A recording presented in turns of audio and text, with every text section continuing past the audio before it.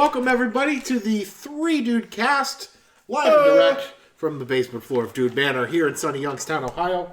I am your host this week. Sunny. I'm your host this week. My name's Ham. What? Why are you staring at me? Well, I'm just going to go silent this week. Oh, okay. That's fine. He's just going to, lock eyes on me. I'm just going to stare at you weirdly with my tongue in my cheek. Wow, that's pretty tongue-in-cheek, if you ask me. That's my idea for not having to do anything this week. Not bad. Yeah, we're back. It's episode 29. It sure is. In case you couldn't read. We're here. You know what? I just realized, I spent so long being upset about it. Yep. And then the episode that you didn't do it, it didn't feel right. Yep. So now I have to do it compulsively. I like to keep track. For me, every time we say it, it's like a little, you're just making notches on the wall. Sure. Like you're in prison. No, it's good. It's good to know. Yeah, that's this podcast is really it's being in prison. It's just like prison. Yeah, yes, every week. Well, with all the butt fucking. So, we usually kind of just... How's everybody doing this week? Let's talk about how we're doing. Yeah. You guys getting your Christmas shopping done? This is a great day for me. I worked my last day of the year. Today. That's excellent, man. So I have 2 weeks straight of doing fuck all. That's great, man. I don't have to go to work tomorrow, so I can jack around and get drunk all night. Hell yeah. And play video games, and eat bad food, and stay up till 4 in the morning. Well, I'm excited because our annual New Year's party, your annual New Year's party. It's our party. It's everybody's party, I think. This is coming up, and that's our excuse to give presents and get really drunk. We're going to stay, I think Trisha and I are going to stay with the ghetto-themed drink of choice. Yes. I think since my Spritzers, Caribou was such a hit last year, we're going to bring that back, but I also think we're going to be doing gin and juice. Question is, how? Yeah. With 151 no longer available, what are you going to do? There are other companies making high alcohol red. What do you mean 151 is no longer available? Bacardi's not making 151 anymore. Yeah, they just Shut stopped. the fuck up. Are you serious? Mm-hmm. It's crazy, right? Mm-hmm. I guess it maybe just wasn't that. What was it? Not popular? What's the deal? I don't know what the deal is. Maybe it was too dangerous. But they didn't have it. They had just stopped that last year for the party, and there was, fortunately, I don't remember if it was Sailor Jerry's or who, but there was another company that's making 150 Cruzan. I think it's Cruzan 151. It's like a knockoff. That's what we used last year. What's the one that Never mind. Wild Turkey isn't rum. Continue. Wild Turkey 101 is delicious, though. 101, that's the one. Okay. Yeah. But no, it's this it's an off-brand, and I was at the liquor store when I bought the scotch. Mm-hmm. They still had it there, so that was such a huge hit. We're gonna actually have enough pineapple juice this time, and then we're gonna do gin and juice. So I want to get grape juice, orange juice, and then fruit punch, and then let everybody pick. Traditionally it's made with grapefruit juice. Orange juice. Orange juice, gin and juice. Yeah. Where's my fucking head today? I'm sorry. This is what happens when you try to quit drinking. You forget all the shit you know about alcohol. Alcohol. It's such a distant memory. The cause of and solution to all of life's problems. Amen. No, it's you can still get something like that. Yeah, we make it with grape juice, like Welch's 100% grape juice. That's pretty good. It's really fucking good with a lot of ice in it. It's really delicious. So we're gonna just kind of let everybody pick which you want to do. But it is it's usually no pulp, not really orange juice so much as it is like the orange drink that you buy in the gallon jug at the grocery store. Yeah, orange drank. Yeah, orange drank. Yeah. It's really good. So I'm gonna try to make a beer for New Year's, and I'm gonna force a quick fermentation because we really don't have that much time left. We've got basically until New Year's a week and a half. Mm-hmm. But I think I can have fermentation done in a week and carbonation done in a couple of days. Awesome. So we'll see what happens. I'd like to have maybe bring the Christmas ale back. I saw Alec and Misty. Shout out to Alec and Misty. I'm assuming it's still okay if they. Oh, of course. So Alec's driving this year, so Misty could get drunk and throw up in their front yard. instead of It's funny. He didn't seem all that drunk last year to me until they were leaving. Yeah, right until they were leaving, and then it was like, oh shit. Well, he was just finishing everybody's beers because people kept handing him like champagne glasses, and he's like, "No, I can't." Okay. Yeah. Ooh, that was we had a rough New Year's party last year. You devastated. I did. I was like the. If we haven't already talked about it on the show, the spritzer tornado. You were magically refilling everomes drinks the minute they took a sip. As soon as they did it. Well, we had 2-gallon jugs to go through. Yeah. And we almost did. Almost. That was a whole bottle of 151 that we consumed between all of us. Yeah, right. And there really were not enough people drinking heavily to justify drinking that much. I mean, those of us who drank got fucked up. We were fucked up. Yeah. Well, Misty wasn't really. She had a drink, I think. Oh, really? Yeah, she was just hanging out the whole night. And so that's what she's actually going to be able to kind of enjoy herself. Yeah, man, and this year we'll be able to, celebrate a little bit their engagement. Which is super exciting. Yeah, man. Alec and Misty got a guest of the podcast, guys. Yeah. If you're listening, Alec has been on, I think 3 times at this point, 2 or 3 times. Maybe even 4. I'm not sure. Yeah, I can't. It's been on a couple times, but he's they just got engaged, so that's exciting. Fucking killer. Yeah. Hell yeah. So, well, I guess we might as well move on. Okay. We are fucked this week. We're always fucked. Do you guys, anybody have any? I'm feeling like lightly fucked this week. You're feeling like gently fucked. Not like I have one, but it's not like a big. Yeah. It's gonna sound just bitchy. We were out doing some final Christmas. I took Dad out today to go do some final Christmas shopping and kind of wrap some stuff up, and we were gonna go out. We always get lunch on Tuesdays, right? So we were out, and it's just like the massive humanity. I guess that's why I'm personally feeling fucked. Because just the people, like, we're walking through Kohl's, and like when I go shopping for Christmas, I'm walking with a purpose. I'm not like meandering around blindly. Yeah.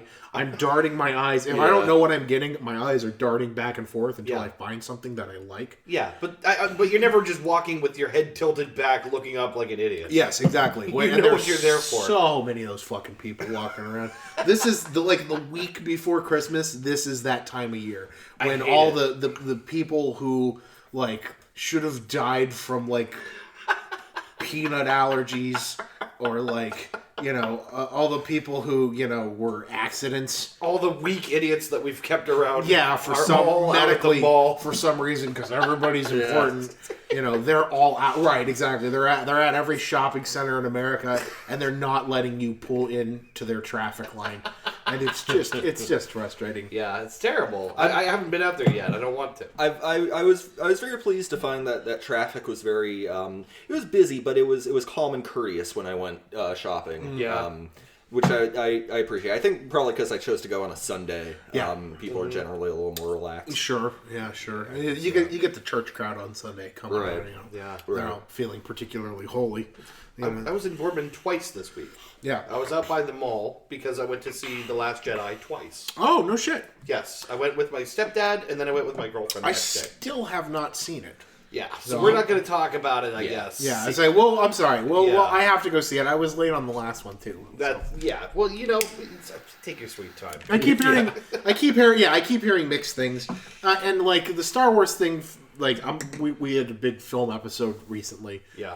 So the Star Wars thing for me, like I'm looking back, partially from a point of nostalgia, but now that I'm older, more importantly from a point of. Like show me something, right? Like a fan of film, you know what I mean. So like, the same reason that most people are going to see this movie is probably not the same reason I'm going to see this movie. I am perfectly happy with the fact that the newest generation of Star Wars movies have not been abject disasters. Mm-hmm. Yeah, yes, and in fact they've been rather good. Yeah. Which I am quite happy about. Yeah, I'd like to talk about this in a limited way for my why we're fucked. Specifically because, like I told you already, I would give this movie a personal 7. Right. 7 out of 10. Sure. Well, and frankly, that's all it needs to be. Yeah. Honestly, it could have been worse, and I would still be glad that we're getting, like, halfway competent Star Wars movies again. Well, and, like, I'm thinking, like, the Red Letter Media argument when the first one came out. Yeah.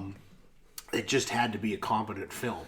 That's all. That's all they needed, and it did. And it did exactly what it needed to do. It was well written. It was, for the most part, well acted. Uh-huh. The story was a story. I don't know if it was excellent, but it was a Star Wars. It's a soft reboot of A New Hope. Yeah, exactly. Right, exactly. It's a popcorn muncher. Yeah. And honestly, I thought that was Star Wars has never been anything but a popcorn muncher. Sure. It's a blockbuster film in a vehicle to sell toys. Exactly.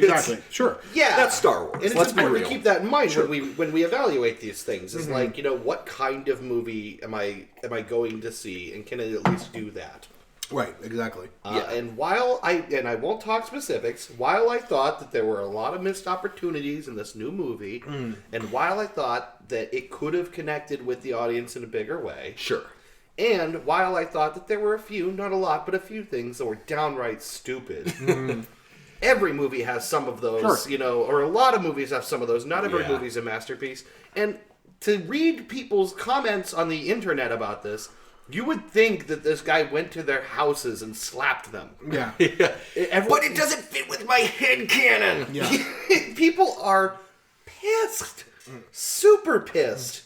And I cannot, for the life of me, justify that. It's not that big a deal. It's just Star Wars. Yeah, right. Well, and it's the thing, like, I'm one of those people who thinks that, The Empire Strikes Back, as a work of cinema, yeah, it's a campy, popcorn munching action movie. Yeah. But it's also an excellent piece of film. Yeah. And, Right. it's an excellent piece of cinema, and we're probably not going to get that again because it's that original lightning in a bottle. I remembered what my original Why We're Fucked was going to be, and I'll come back around. It's in that same vein. This is the same argument I always use to when I say that an objectively not as good film, Kingdom of the Crystal Skull. That's the argument I use to. I maintain that it's not as bad as people said it was. No, it's not. It's definitely It's not not. anywhere near as bad. It's a good but movie. Yeah. if your benchmark is Raiders of the Lost Ark, you're not one of gonna the get most culturally significant action films ever made, You're not gonna hit That's that. not fair. Right, exactly. That's entirely unfair. That's like comparing John Cena's The Marine to Apocalypse Now. Like you're not, you know what I mean? Like you're not gonna get there. Yeah. Even if it is in the same franchise, and like. I didn't hate Kingdom of the Crystal Skull. I think again, It was corny as fuck. It was corny. But, I think most of my. I feel like Mike Stoklasa and Jay Bauman and Rich Evans, all three of the Red Letter Media guys, are kind of like, whenever I watch a movie and I have these thoughts in my head, they actually say them out loud. Yeah, right. For the most part. Which is why I'm so excited to see what they have to say about Exactly. The Last Jedi. Right. Yeah. Exactly. Because they echo mostly they're kind of on point with a lot of my sentiments. So. Without spoiling anything, it's got problems. But if you watched that movie and came out in a frothing rage because you saw nothing good in it, you're fucking wrong and you weren't paying attention. I will tell you that there were a few times watching it that I literally threw my hands up and went, "What?" Yeah. Like to myself, just what? Well, that's where you're at. You're in the Marvel Cinematic Universe age. You're in that that blockbuster trying to break box office record kind of thing. Right. So, that's the age we're in, and like that's why. Okay, so like we were talking about the Vitch is one of my favorite movies ever. It's a recent one. Yeah. Stuff like that. For film fans, which I could say probably all of us are, what I mean, on some deeper level than just your average moviegoer. Yeah. What I mean? We like movies as much as we like real good cinema. Exactly, right. But we like them both for different reasons. Exactly. So there's enough there for everybody, I think, that it's, it works. So, you got a Why We're Fucked this week? I do. A recent survey, this was published on NBC News, a recent survey says that 45% of Americans would prefer to skip Christmas. And we're not fucked because they want to skip Christmas. We're fucked because social obligation says you can't. Yeah. Look, like You were telling me, you and your brother, like we're not getting each other anything. Yeah. We've both agreed, we're just going to get a beer and that's going to be... Sure. Yeah. That's sufficient, man. That's sufficient. Yeah. The thing is, like, it's even weirder, like, for me, I wasn't Every time. I wasn't raised in any kind of religious tradition. Yeah. But we celebrated Christmas every year. Sure. Yeah. So because you do. Christmas isn't really just a religious holiday. No, it's a cultural one. In America, especially, it's a cultural. It's a cultural thing, sure. But it's like I've been realizing this year in particular that I'm getting people things because I'm obligated to do it this arbitrary time of the year. Yeah. And not because and I mean you know me. I'm I like to give things. Yeah. It doesn't have to be Christmas necessarily. But it's the fact that I'm obligated because the rest of the country is doing it. Yeah. Yeah, like we all have to dutifully buy stuff. Mm-hmm. I want this to because I haven't wanted anything for Christmas for 5 years now. Yeah. 5 or 6 years. Me too. That's the way I am. Yeah. It's I'm perfectly content with what I've got. Sure. I feel awkward accepting gifts because I have this thing about getting things I haven't earned. Yeah, me too. Yeah, me too. But it's a zero-sum thing. The only people to whom I give gifts are they also get me gifts. This mutual thinking about one another type thing. Yeah. And it's well, what's the point if we're obligated to do it? And it's shit we'd probably get ourselves eventually anyway. So I tried to get a little more creative with gifts this year. But more to the point, I'm kind of thinking maybe next year I'll just say I don't want anything. Just get a shitload of stuff to give to the food banks, and that's it. That's my Christmas. Yeah. That's a great idea. I told Trisha this year I wanna pick a kid. You see a couple of those where they have the tree up front, and you can pick a kid off the tree and buy them. And then you take him home, and he becomes buy your the son. kid. Right, Yeah. you buy the kid. You buy the kid, and he cleans up around your house. And, Right, scrubs your and toilets. when he's naughty, you kick his ass. Yeah, right. But, This adorable Dickensian urchin Hanging off a tree by his neck. in a ratty old newsy cap. And yeah. No, please, sir. My orphans. My orphans. No, I want to do that. That's I want to make some kids fucking Christmas. Yeah. Yeah. Wouldn't that be infinitely more valuable Hell than yeah. Oh, hell buying yeah. everyone a $10 or $20 thing? Yeah. That's really the point of Christmas. It's supposed to be about almsgiving. Saint Nicholas, if you read about the real Saint Nick. Saint Nick. His whole thing was just giving shit to children. Not even children he knew. Yeah. Just kids. Just widespread giving stuff to children that didn't have things. Yeah. That seems more I don't know, because I'm just getting cynical about Christmas. Yeah, no, Trisha and I were talking about this. Here's the way it works. When you're younger, you're all in for Christmas. And then you start getting older and you're still there and you still get into the Christmas spirit. Yeah. And then you hit a certain point in your life, it's usually 21, 22, where it stops getting as magical. I just today started getting into the Christmas mood. Yeah. And I already have most of my shopping done. I'm not sure I'm there. Yeah, right. Well, that's the thing. I'm definitely not. It takes that time. And then there's a point. Last year I didn't get there until it was Christmas. So, but you get to that point, and then you become a cynic, and you become jaded, and then you just you do it because it's the thing to do, and you're just happy to be around the people you love.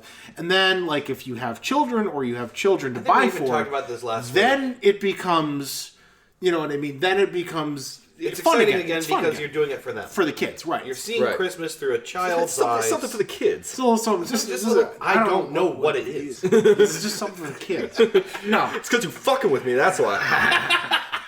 but no, it's that's what it is. You know, Yeah. you get the you get the kids stuff, and that's You And get I to see think them have fun, and that's fun for you. I think of all my friends, nobody wants kids. It's none of my friends want kids. Nope. And I was thinking, I think maybe Trisha and I, maybe I don't know, maybe not, but at some point maybe we will be the only ones, which would mean that if we're the only ones, A, we're not going to be fun anymore, and B, maybe I'm wrong. I would assume everybody would just be happy with the kids, and you know what I mean. Yeah. Right. I'm thinking having kids over at Uncle Dave's and Uncle Ben's. Yeah. You know Yeah. what I mean? And I'm never going to be the kind of guy who doesn't want to hang out with your kids. Right, exactly. Yeah, I'm glad I'm not the only one of us who has had this thought. Yeah, you know what I mean? Where if one of us, if you and Aubrey had a kid next year, I'm all over. Oh it. yeah. Yeah. I I'm all want to be over it. Uncle Dave. Hell real yeah, bad. hell yeah. I will be an awesome. Oh, hell yeah. I know it, Hell too. yeah. I'm going to give the kids, like, noisemakers and stuff to annoy their parents with. Yeah, hell yeah. Oh, yeah. No, I'm going to do that. Hell yeah. No, that's that's what it's for. Is you reach these cycles, and then they get older and they get cynical, and it dies down for a couple years, and then if they have kids, then it starts all over again. Yeah, you know right. what I mean? Like it's just, you get into the cycle, and it starts over. Which, I figure at some point here very soon, my brother and his wife are likely to have kids. I'll be, I'll be an uncle way before I'm ever a dad. Yeah. That's going to be exciting. And I will enjoy Christmas a lot because I'll see a kid flipping out about Christmas. Hell yeah. You know what it is? The older I get, the more I feel like my ideal version of Christmas is something out of a Dickens novel. Yeah. You and your adult friends all go over to someone's house. You bring like a big Christmas sausage. Yeah, hell yeah. And then you just get drunk and sing the entire night. I'm all about that. And that's life. Christmas. Yeah. I'll bring the guitar over next time. We could do that. Honestly, I'm all about that. New life. Year's is the Christmas of my adulthood. Yeah, right, exactly. Yeah, that's what it is. We have the most fun. You guys, if We gotta get some New Year's Everybody come to the sausage, man. party. Right. Well, yeah, we gotta get. I almost bought one. They had like this sausage, this like probably the exact same one that you guys had last year. Well, like the big ass Johnsonville. Guys, if you're listening at home and you've never been to Dave's Christmas or New Year's party, man, you're missing out. Man. It's so much goddamn fun. Like the only gifts you would ever need to bring are like some gigantic portion of meat and some alcohol. Sure. Yeah, Like that's the biggest thing for New Year's is just like bring some booze. There will be food, and hopefully you're fine with sleeping on the whatever surface I can conjure together. Yeah. I'm so excited about it this week. This year's gonna be great. I might need to talk to you about making the bed in your room a guest bed for yourself or for Totally. just for somebody. Trisha and I will handle breakfast in the morning. Oh, jeez. And we'll handle a lot of the booze. But Yeah. I would like to have a mattress that's not that air mattress. Oh, yeah. So we don't feel like we're gonna barf. I'm going to set up the guest bed. I'm Yeah. going to set up the guest bed. Okay. So, obviously, no one has dibs on it. You guys can take the guest bed. Yeah. It'll be in the office. Yeah. And I will split Megabed in half. Sounds good to me. So, Yeah, I guess it about does it. Yeah. I had one more why we're fucked, but I maybe. Yeah, what was it? Okay. today, Junior. So, all right, I'll make it quick. Today, and this kind of goes along with we were talking about Star Wars, which in itself is a soft reboot. Yeah. At this point, I can't think it was Miramax or some. I don't know whoever's doing it right now. They announced there was a trailer that came out today for a soft reboot of the Oceans franchise, like the Danny Ocean. Oh my serious? god. So it's okay. You can't reboot something that's like less than 30 years old. I will tell you another one after. We're getting there. It's Ocean's 8, and it's an all-female reboot of the Ocean's movies. Oh, boy. Which, the Ocean's movies, for people who don't know, the Ocean's movies are a reboot of the Rat Pack movie from the early 60s. Yeah. Like, it's, and I only just recently watched those movies. Those are, let me those are Trisha's favorite movies. She loves the Ocean's movies. Okay. So this is the text she sent me today when she found out about this. So she was the one who told you. She was the one who told me. First. She sent me this message, and it said, "They are making an all-female cast of the Ocean's movies." Yeah. Frowny face.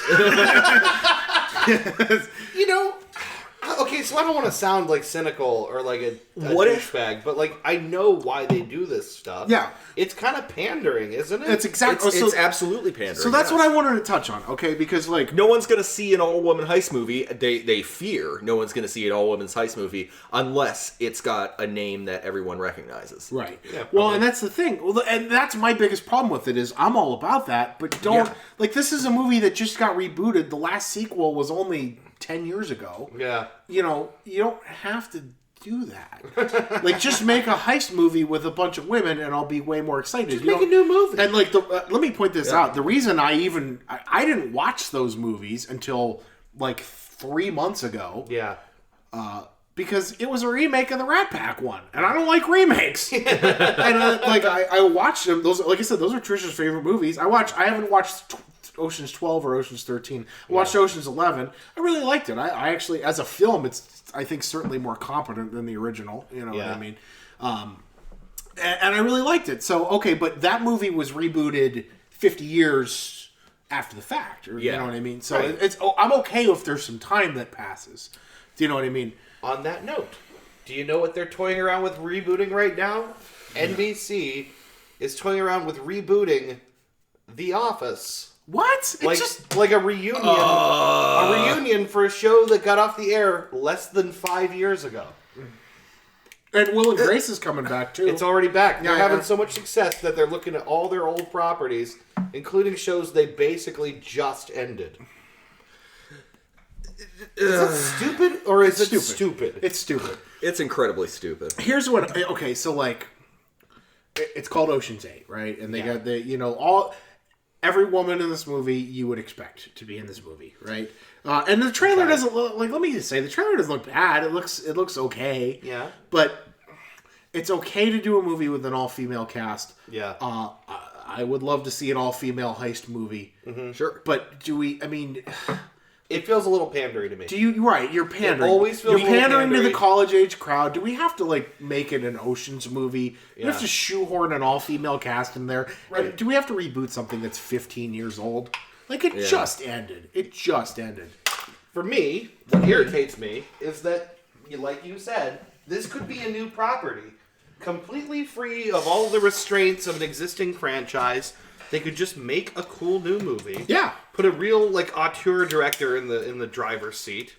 You know, make something new and exciting. And the fact that it's an all-female cast is no longer something worth talking about at all. It's just part of the movie. Mm-hmm. But we're sitting around here, you know, jerking ourselves off about it. Like, oh, how cool is it to do this movie with an all-female cast? It's like, just make a new movie. You know what it is? It's because if they didn't have the brand attached to it, they'd have to market it specifically to women. And, you know, specifically to be something to go out and watch with the gals. You know? Really? But you don't have to do that if they bring it. But they think they do. But they think they do. Hollywood thinks they do. Yeah, you're But you right. gotta, like, if you write a good movie, I don't care if it's an all-female cast. If you write a good movie, I'm gonna go see a good movie. It doesn't matter who the lead is in a good movie. You know, I don't know. I know. I get to this place lately where it's like I'm smelling bullshit everywhere. Yeah. And it's like I see them do stuff like this, and I'm very cynical immediately about their purpose or reasoning. Yeah. It's like, is this because this is the story you want to tell? Yeah. Or is this another gimmick you're using to try to put asses in seats? Well, they know the big Ghostbusters thing. They know that it's going to stir up controversy, and they know it's going to be a box office success. Controversy is free press. Exactly. In spite of this, they know it's going to be a success. It's going to market itself. That's exactly why they did it. And then you hear, you look in the trailer, and there's all those comments like, "Oh yeah, it looks great." It's that's bullshit, man. But then also, the neckbeards of the internet are also the exact problem, who will hate it automatically. Yeah. Specifically because it's women. Well, and they're just forcing this gender equality down my throat. They're adding fuel to the fire though, because like I just don't like remakes. I didn't finish the Ghostbusters remake. I tried. I didn't. It was an ad, dude. It's like there's a lot of advertising. Like not even like in a loving way like Space Jam was. It's just an ad. It was just an ad, and it wasn't like, and not for a nostalgia purpose, but like. I'm thinking like if somebody tried to take my art and then redo it and cheapen it in some way. Yeah. It's just frustrating, you know? And yes, Ghostbusters is art, you fucking assholes. Yeah, right. Any film is art. Just because it's a comedy doesn't mean it's not, like a lovingly crafted piece of art. And it wasn't like a bad movie. I just, like I got most of the way through it and I just, like, I didn't care. Right. You know what I mean? Like, I don't care. Yeah. You know, and like everybody shit on Leslie Jones in that movie. All the fucking horrible racist prick bastard. Yeah, right. Leslie Jones was like, for me, the only good part of that movie. This is like a really great comedic timing. She's really funny. Yeah. You know, but absolutely. Leslie Jones is great, and it seems like from what I have seen of this movie, and I haven't watched it yet, seems like she's the only one with the free license to just do her own character. Right, she's just her. Everyone else is like stuck into like trying to be a replacement Egon, trying to be a replacement Venkman, right? But like Leslie Jones, like is they opened her character up. You know, she's just like a city bus driver, and she just gets to be Leslie Jones essentially, which is cool. That's just the best part. She didn't have to be like a replacement Winston. She could just be herself. Right, exactly. Yeah. Which isn't hard to do because Winston had no character in the first Right, exactly. Right. Yeah, he did. Well, right, exactly. Yeah. Well, all right. I guess that's enough. Ripping apart. You had kvetching ripping about apart movies. women. Yeah, women, females. Yeah. All right, guys. We'll be back with the what we're smorping and dorping, then we'll get to the topic. Yeah. Woo, woo.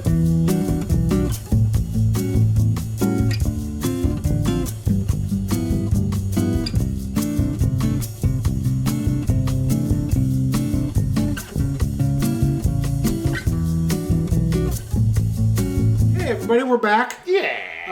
This is gonna be a real easy episode for everybody. I want to make everything as easy as possible. That's good. I need a good, easy podcast. That's what I'm saying, man. I need it. I need it this week.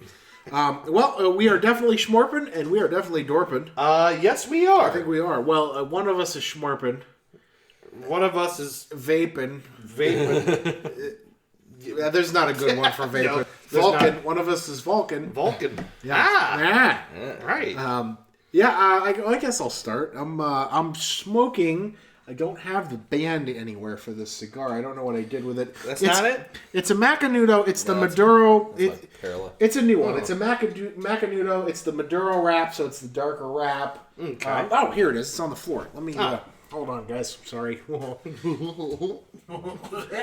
right. What do you got here? Oh, God. It's the Macanudo Inspirado line. Wait a minute. Did we have one of those on the show We before? might have. It's the Maduro wrap, so it's the darker wrap, which is a little more full in flavor. We had an Inspirado. Did we? Did we have the dark wrap? No. Okay, yeah. So this I is. think we had the red one, and I think I might have smoked it. I'm not sure. So you had the normal one. I have the Maduro. Not necessarily stronger flavor, but there's more of it. Yeah. If that makes sense. It's not more potent. Doesn't hit the tongue as hard. Smells really nice. Really good. That's why I lit it up when you were upstairs mixing your liquid, and I told Ben, I really like this. I'm really getting into this, and I just lit it. So I'll let you know how that's working. That shit's nice. Yeah, that's a good smoke. How much you pay for that smoke?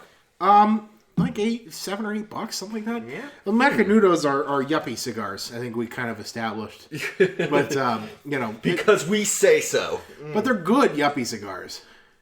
That's the first tobacco to touch my face in 4 weeks. Oh yeah, I'm sorry. No, it's all right. I'm ready, I think. Yeah, good. It took me. God, that tastes nice. That's really good, right? Wow, you can taste a cigar better after you quit smoking. Yeah. Holy hell. You can taste everything better after you quit Yeah, everything. Wow. Wait do you like can smell coffee for the first time? Yeah, It's great. right. But yeah, no, it's really good. And I'm drinking more Lafroig. Put a little ice in there to kind of cool it down. Yes, the Laforge. The Lafrog. LaFroggy won a courtin'. Oh man, yeah, it's really good. And I got my Miller Lite too, and the Dosh Cannonstein. Every time you say Dosh Cannonstein, I think about Corey saying that thing about it. Yeah, man, you would have looked real Good stupid. thing you found out. You would have looked real stupid. What a smart ass. Ben, what do you got there? Well, I'm not schmorping this week. I unfortunately have a head cold, and schmorping would not be the best thing for that. But I am, however, nursing myself with the first beer I ever truly enjoyed, which is Sam Adams Boston Lager. That's such a reliable beer. Great. It has never stopped being good. Yeah. There are 2 Sam Adams beers that I like, and that's one of them. Oh, really? Yeah, I've never had another. I thought it was just that, and then I had something else at a beer tasting with Ross, actually. Yeah. It was really good. But that's a good staple. Yeah. What's the other one you like? It's the Double Black IPA. That they did. The Rebel? The Rebel. Yes. Yeah. Yeah, the And Rebels were good. all of us were pleasantly surprised at that beer tasting because nobody in the room was a Sam Adams fan. And that was the one that got runaway scores. I like pretty much everything Sam Adams I think I has, do too. honestly. Yeah, it's good. See, I can't. Have you ever had the Porsche Rocker? I have. Not a fan? Not a fan. Really? Not kidding. Well, anyway, that's what I'm drinking. Yeah. And it is tasty. I like I like the fact that they changed the logo on the neck to like this nice shield, this nice crest with the star on it. Yeah. Super cool. I don't know if the other Sam Adams beers have something similar or not. I don't know. I got a half-empty holiday pack over there. I'll have to go check later and see what they did with them. But I love Sam Adams. I don't think I've had one I didn't like, really. Best in lager. Best in lager. Well, I am, I guess I'll say Vulcan. I'm Vulcan, my little Siggy. What kind of, Right now I have in there blueberry, but it is about to be replaced with banana. Banana. Yeah. Let me get, I've been doing this. Bananas!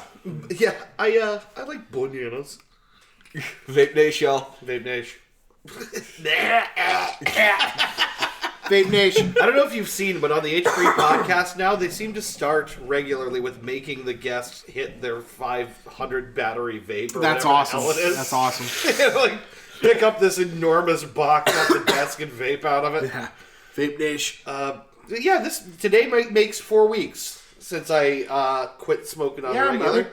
So that's pretty good. Yeah. And I just ruined it by letting you hit my cigar. No, the thing is, I was ready to smoke a cigar earlier last week. I helped Mike and Katie move back. Yeah. Which is very exciting. They're now 4 minutes away in my neighborhood, which is super cool. Yeah. And I brought that Macanudo that I think it's mine, maybe it's not. Whatever. But it's been on the table forever, so I brought it with me, intending fully to, at the end of the night, after moving a bunch of stuff, have a cigar. Yeah. That didn't happen. We were exhausted. Completely. So I ended up passing on. But I think I'm ready, actually. Yeah. Okay. Yeah, it took me a while. It actually took me a long time to be ready. I think I smoked more than you do. I don't know. I mean, I smoked about a pack or a pack and a half a day. Yeah, I was 2 a day. Okay. For a good while there. Yeah. So, I don't know. I think I'm ready to go in once a week or something like that. Man, it's one of those things where, like, if you know you can do it, you have to know you can do it. Yeah. And not go back on your word. But, once you can do it, it's just so much. You get to enjoy it. Yeah. You're not just doing it because it's a habit. You're enjoying what you're doing rather than having to. Yeah. I mean, I have fleeting thoughts all the time about smoking a cigarette. And you're gonna. I told you, I just had a big craving today. So. Yeah. But for the most part, I'm all right. And I'm also dorping this. I wanted to try this. I think I've had it before, but I wasn't sure. The Java the Stout by Jackie O's Pub and Brewery. This is their coffee stout made with locally roasted coffee beans, which is pretty cool. And honestly, it's a very nice. I'm pretty into this stout. Yeah.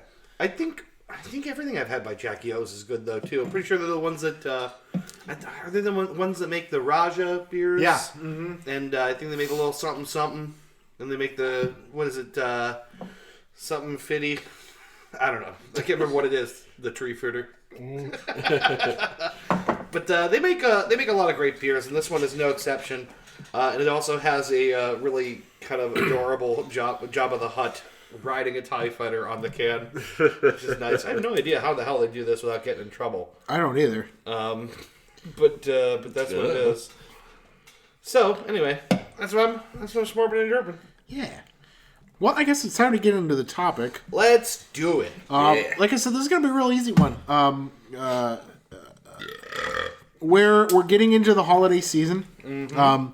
This is the last podcast for the show before Christmas. Yeah, it is. And then we have one more. We have one more going into the next week. Is going to be the day after Christmas. Which Ben's going to be hosting. Yeah. In that, will be the last one before 2018. So. I wanted to just do like a little holiday, Christmas, whatever. Yeah. Kind of, I don't know how to. I wanted to do a Christmas episode. Oh, okay. It's when I say Christmas episode, I mean, like, I know you guys said I just got into the spirit today. We kind of touched on it a little bit earlier. Getting older and not being there. I hope by the end of this episode we're all going to be in the Christmas spirit. I just want what it means to you. Yeah. What your plans are, what's important to you on Christmas. What you want to do. What to prepare for. Again, get festive with it. Yeah, get festive. This is going to be a real easy. I didn't think of anything pressing, and I figured this makes the most sense because it's Christmas time. So. Honestly, I'd love to talk about past Christmases. Yeah, man. Honestly, Sure, I got some good ones. Like best Christmas presents you ever got? I don't know. Fuck it. Do whatever you want. Yeah. I didn't really prepare for this episode. I just... No, Christmas is a good topic. Yeah, man. You know, I mean, as it comes around and, you gotta trudge around and do the thing, it's nice to have some nice thoughts in your head. Right. Yeah. Christmas. Well, that's what I said. Like, let's get all of us into the Christmas spirit officially. Yeah. I know, like, we did the Shervanack family Christmas outing with Trisha's parents. Nice.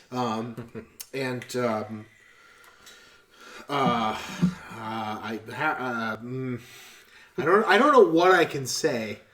Yeah. You're probably right. Yeah, just don't say anything. You're probably right. But we had a really good Christmas outing. You're probably right.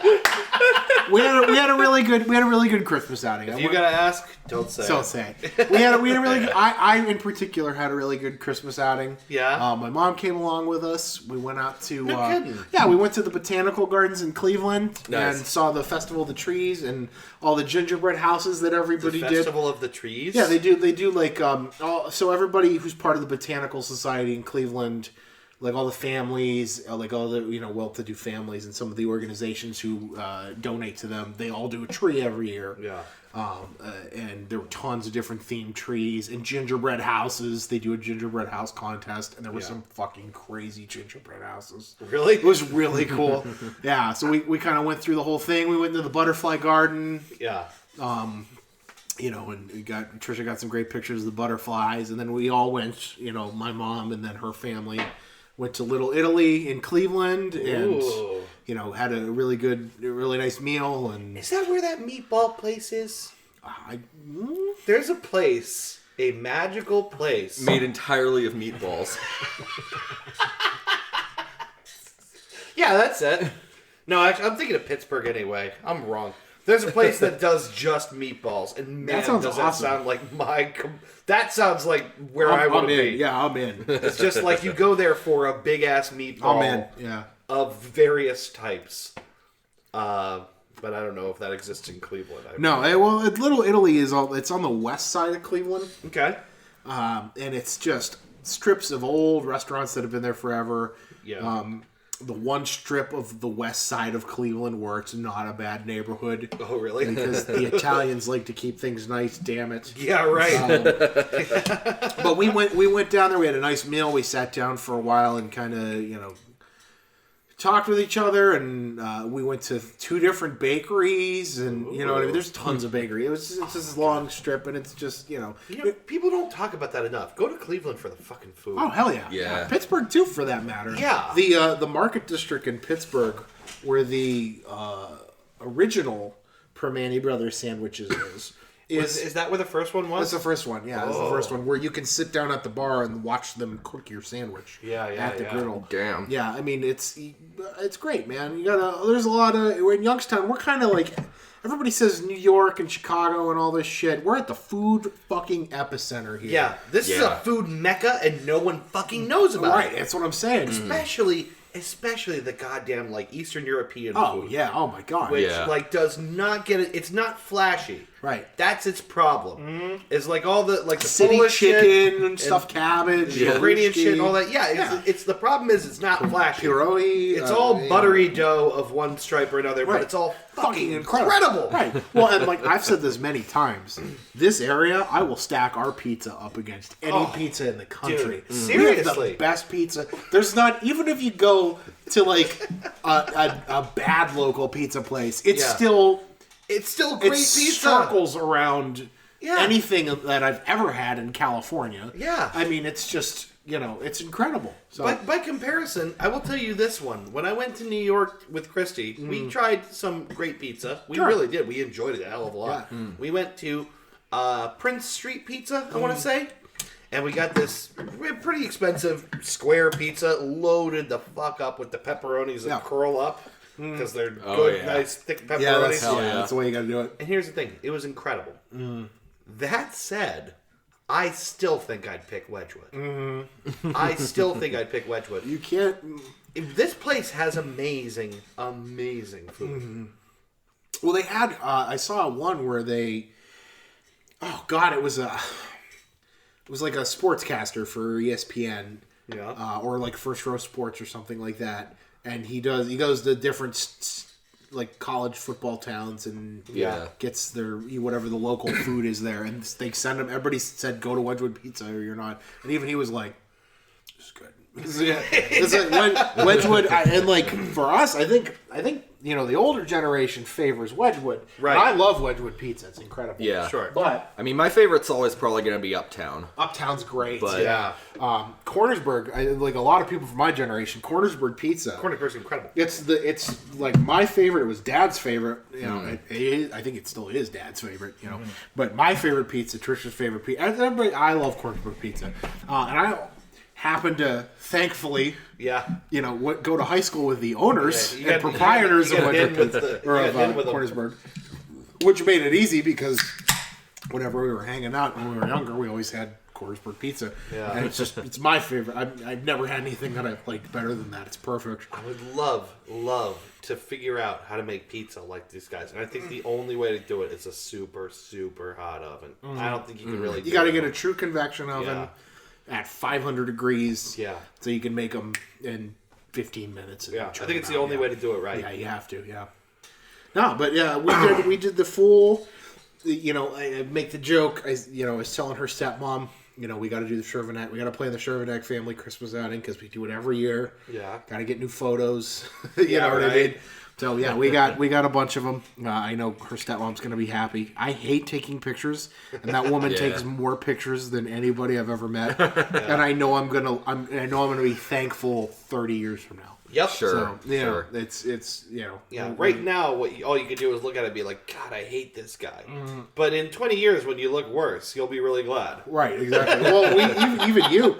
Yeah. You told me you sent us a picture of you and I at the bar. One night, and you're like, "Hey, man, you remember these guys?" And I'm thinking, like, "No, I don't." Right. It's funny. Like, no matter what stage in life you're in, if you're the kind of person that doesn't like photos of yourself, you just don't. Yeah. But looking back, you need them. You gotta have them. Yeah. You want that in your life. Yeah. So, I mean, have you guys done anything like Christmassy so far? To like, well, here's one thing I was thinking about, which was the. A few weeks ago, I DJ'd the company Christmas party. Yeah. Which, most of the clients show up to that, and it's at the Georgetown, which they really go the extra mile. Mm-hmm. Yeah, they do. For us in particular, I think, and they. I mean, in general, they do. But it's such a nice venue. It's I've been there for place. a couple of places. It's a cool place. But a couple of places. But like. But you walk in and it's a gorgeous venue on its own. But then when they have it decorated for Christmas, it's something really regal and it's like the kind of Christmas parties you'd see in like really old Christmas movies. Wow. Where everything's trimmed with holly. There's a nice wreath on the front door. They don't go overboard. It's all very classy and comfortable. Yeah, it's like fancy without being garish. Yeah, exactly. Mm-hmm. Yeah, and then it's I always am like okay, well I'm not gonna get home until like 11. As I gotta prepare myself. But then every year I get there.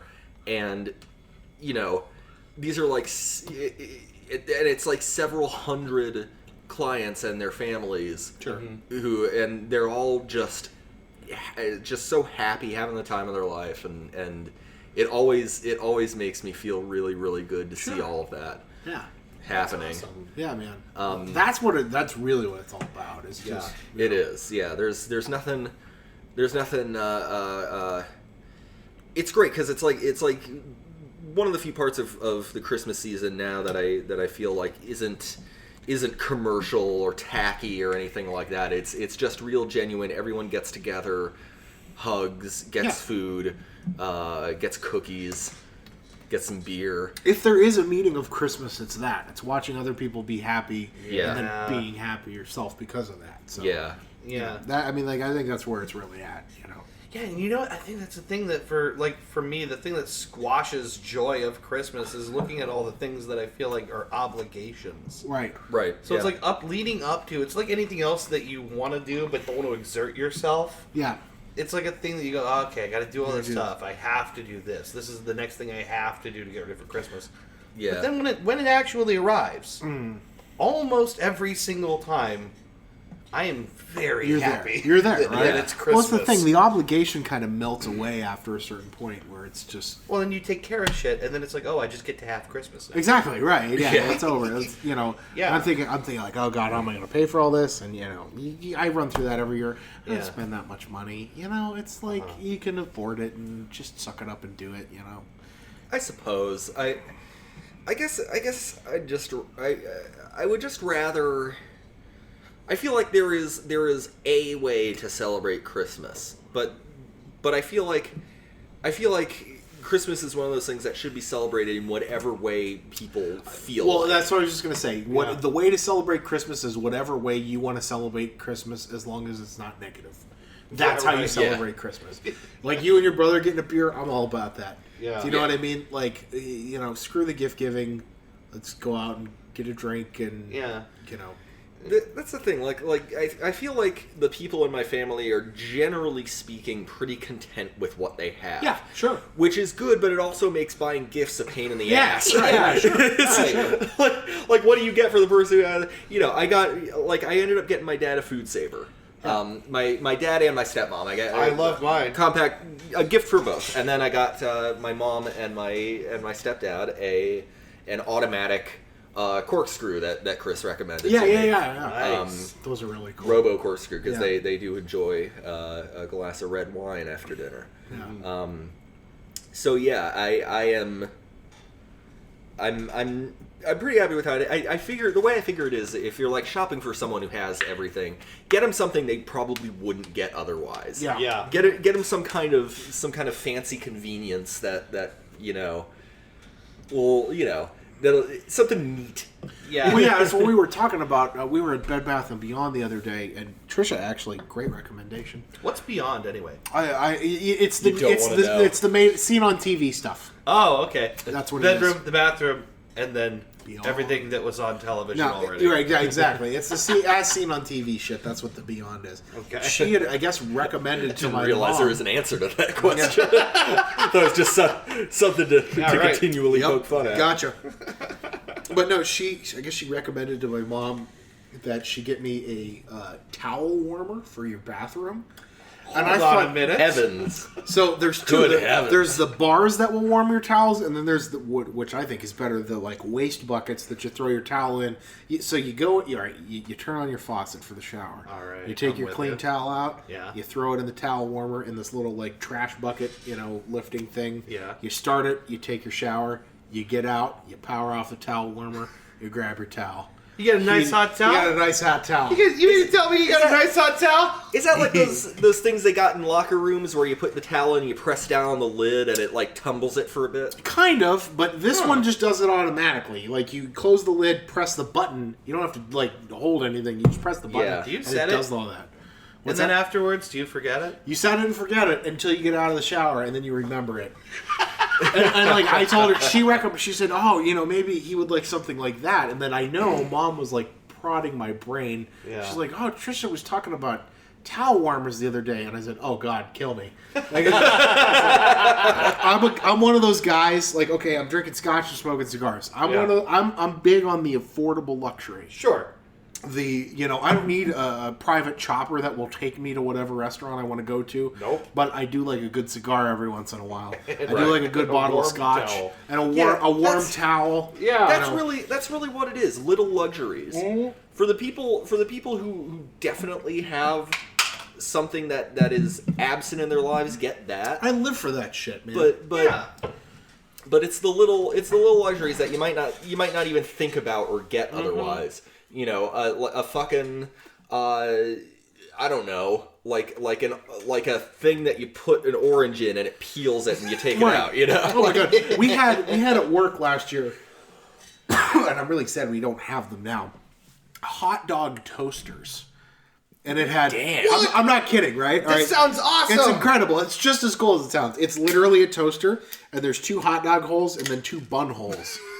and it toasts your buns and it cooks the hot dogs. Yeah, I'm not kidding. That's the coolest fucking shit ever, right? It's amazing. It's like $20. It's the thing I never knew I needed. It's like $20. All right. And Yeah. you know what? And like Trisha's the one who talks me into a lot of this shit. Yeah. I got the breakfast sandwich maker a couple years ago. Oh my god. Yeah. It's the we talked about it on the Three Dudes show. Yeah. It's the only product. I think they said this on the show. It's the only product that I've purchased in the past like decade that works exactly the way that it's supposed to.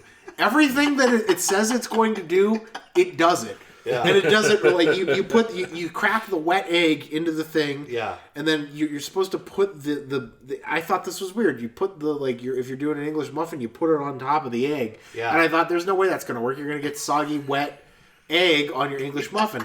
No, you don't. When it's done, you get a perfect little disc of egg and an English muffin top that's toasted that you can take off the top and then put cheese on. Oh, fuck, and it man. cooks your breakfast meat, It's making me way hungry. Oh my god, we were doing like Canadian bacon patties with hot peppers underneath that and cheese. Why don't I own this? Because breakfast sandwiches are basically all I want to eat. It's $25. I should be buying this. There's no reason that you shouldn't own this. Yeah. Hamilton Beach, the breakfast sandwich maker. I can't recommend little luxuries like that. Shit that takes 5 minutes to do. Yeah. Belgian waffle makers. How many of you fucking fat assholes are waking up in the morning and making waffles? Yeah. None of you. Hey, why not? I did it a week ago. I love waffles. Dare I say, I love waffles more than I love pancakes. Whoa. I can smash on some waffles. Yeah, man. No, waffles got the syrup traps. That's what I'm saying. I don't know, and the butter I'm trap. a pancake man. I gotta be real with I'm you. a waffle man. The waffle's like the luxurious pancake.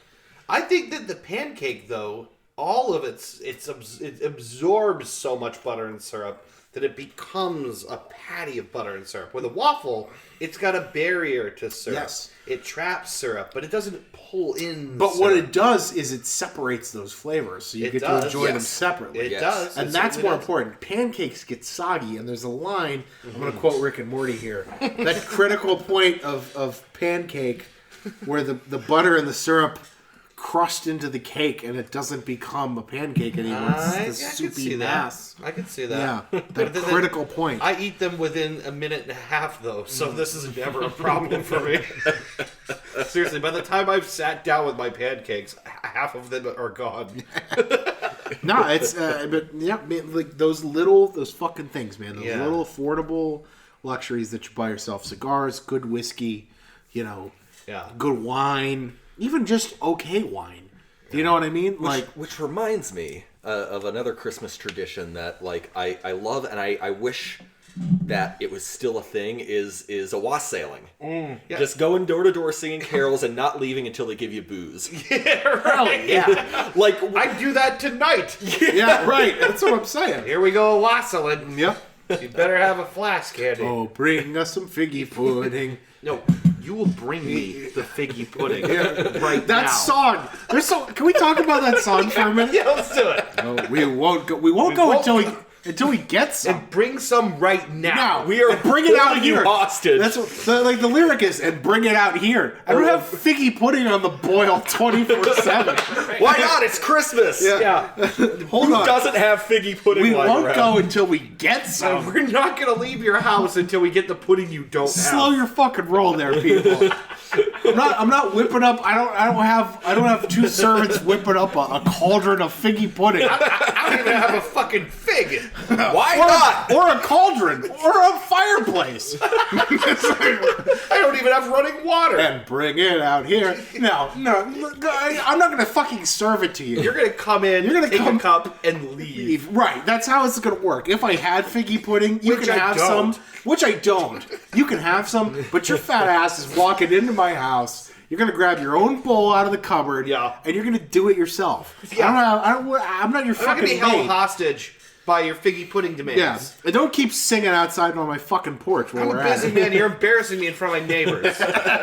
Sorry, it's just going Trying to have a on nice, quiet community here, and you're ruining it for us. I'll give you a load of buckshot. I'll give you a load of buckshot. I'll give you a load of buckshot. So leave me alone. Oh man. Oh, yeah. Can I talk about my favorite gag Christmas gift I ever gave someone? Yeah. It's a short story, but years and years ago, for family Christmas, the way it works is my stepsisters all come over to my mom's place. You know, my mom and their dad, you know, we all have big family Christmas. And this is back when we were all still giving everyone gifts, and it took forever. Yeah. Because my mom has us 3 kids, he's got his 3 kids, and then there's them. So all together, it's like a family of 8, and everyone's got a pile of gifts. And Several hours, yeah. Going around in a loop one at a time. It took forever. Yeah. That's what we do at Trish's house. Yeah. It goes on a long fucking time. Yeah, it's fun though. It's fun. It's fun. But I remember it was always such a big thing. And so one year, I gave my stepsister Larissa because I thought it would be really funny when she opened her gift from me, and from Dave, and she opens up and it's a shoebox, and inside the shoebox is 1/2 of a doorknob, and that's it. And I remember her opening it up and like looking at it and looking in the box again, and then just dying laughing. She just died laughing. Oh my god! And I tried very hard to keep a straight face for like a long time. That's funny. And then I gave her her actual gift, which I already forget what it was. No. I love gag gifts. Oh, me too, man. Me too. Last Christmas, I got a gag gift for the White Elephant Exchange that my stepdad's family does. Mm-hmm.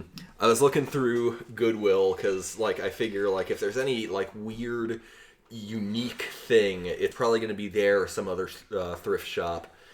And what I found was a VHS about how to defend yourself from bear attacks. Yeah, I remember that.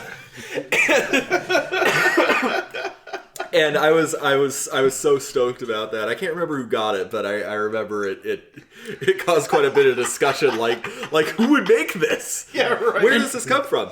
Yeah. But you guys are both familiar with the best gag gift I've ever received, which was I know exactly what it's gonna be. During another White Elephant Exchange. It was in a big tube. Yeah. I was like, I gotta know what this thing is. So I open it up and pull out a film and unroll it. It's an X-ray. It's an old actual X-ray of guy with a Coke bottle shoved up his ass. Like you can see the full Coke bottle up in his like lower intestine. Yeah, you can see his like leg bones connecting to the hip bone. Yeah. And the hip bone connecting to the backbone. Yeah, the name had been clipped off of it, of course. This was like my uncle knew a guy who used to work in a hospital. It's like from like the early 90s or something. Yeah. And so that's one of my favorite possessions. I have to say, people at home, that's the coolest it thing is in the cool. world. People at home, like we've all seen this. It's a real X-ray. That's like it's not like it's an actual honest to god X-ray. It's not like something you buy at Spencer's. It's like actually from an emergency room. You have to hold it up to the light. You have to hold it up to. It's a real X-ray with the name cut out in the corner because you can't do that for HIPAA and all that. Right, but and it's at least a 1 liter. I mean, it's a big. I think it's a 2 liter. I think it's a 2 liter. I think it's 2 liter. I think it's a large man. Okay, so here, just visualize my asshole for a second, all right? Right. All right, I'm there. All right. Now let's take the width. Let's take the width between where my legs probably join my pelvis, which is like probably right about here. That's not much room. That's this. Yeah. A 2 liter is probably right about here. Yeah, right but can an asshole really stretch that big? Oh, Ben, the human anus, as Patton Oswalt says, is almost nightmarishly elastic. Right. You look at. I'm looking at it and I'm picturing my pelvis.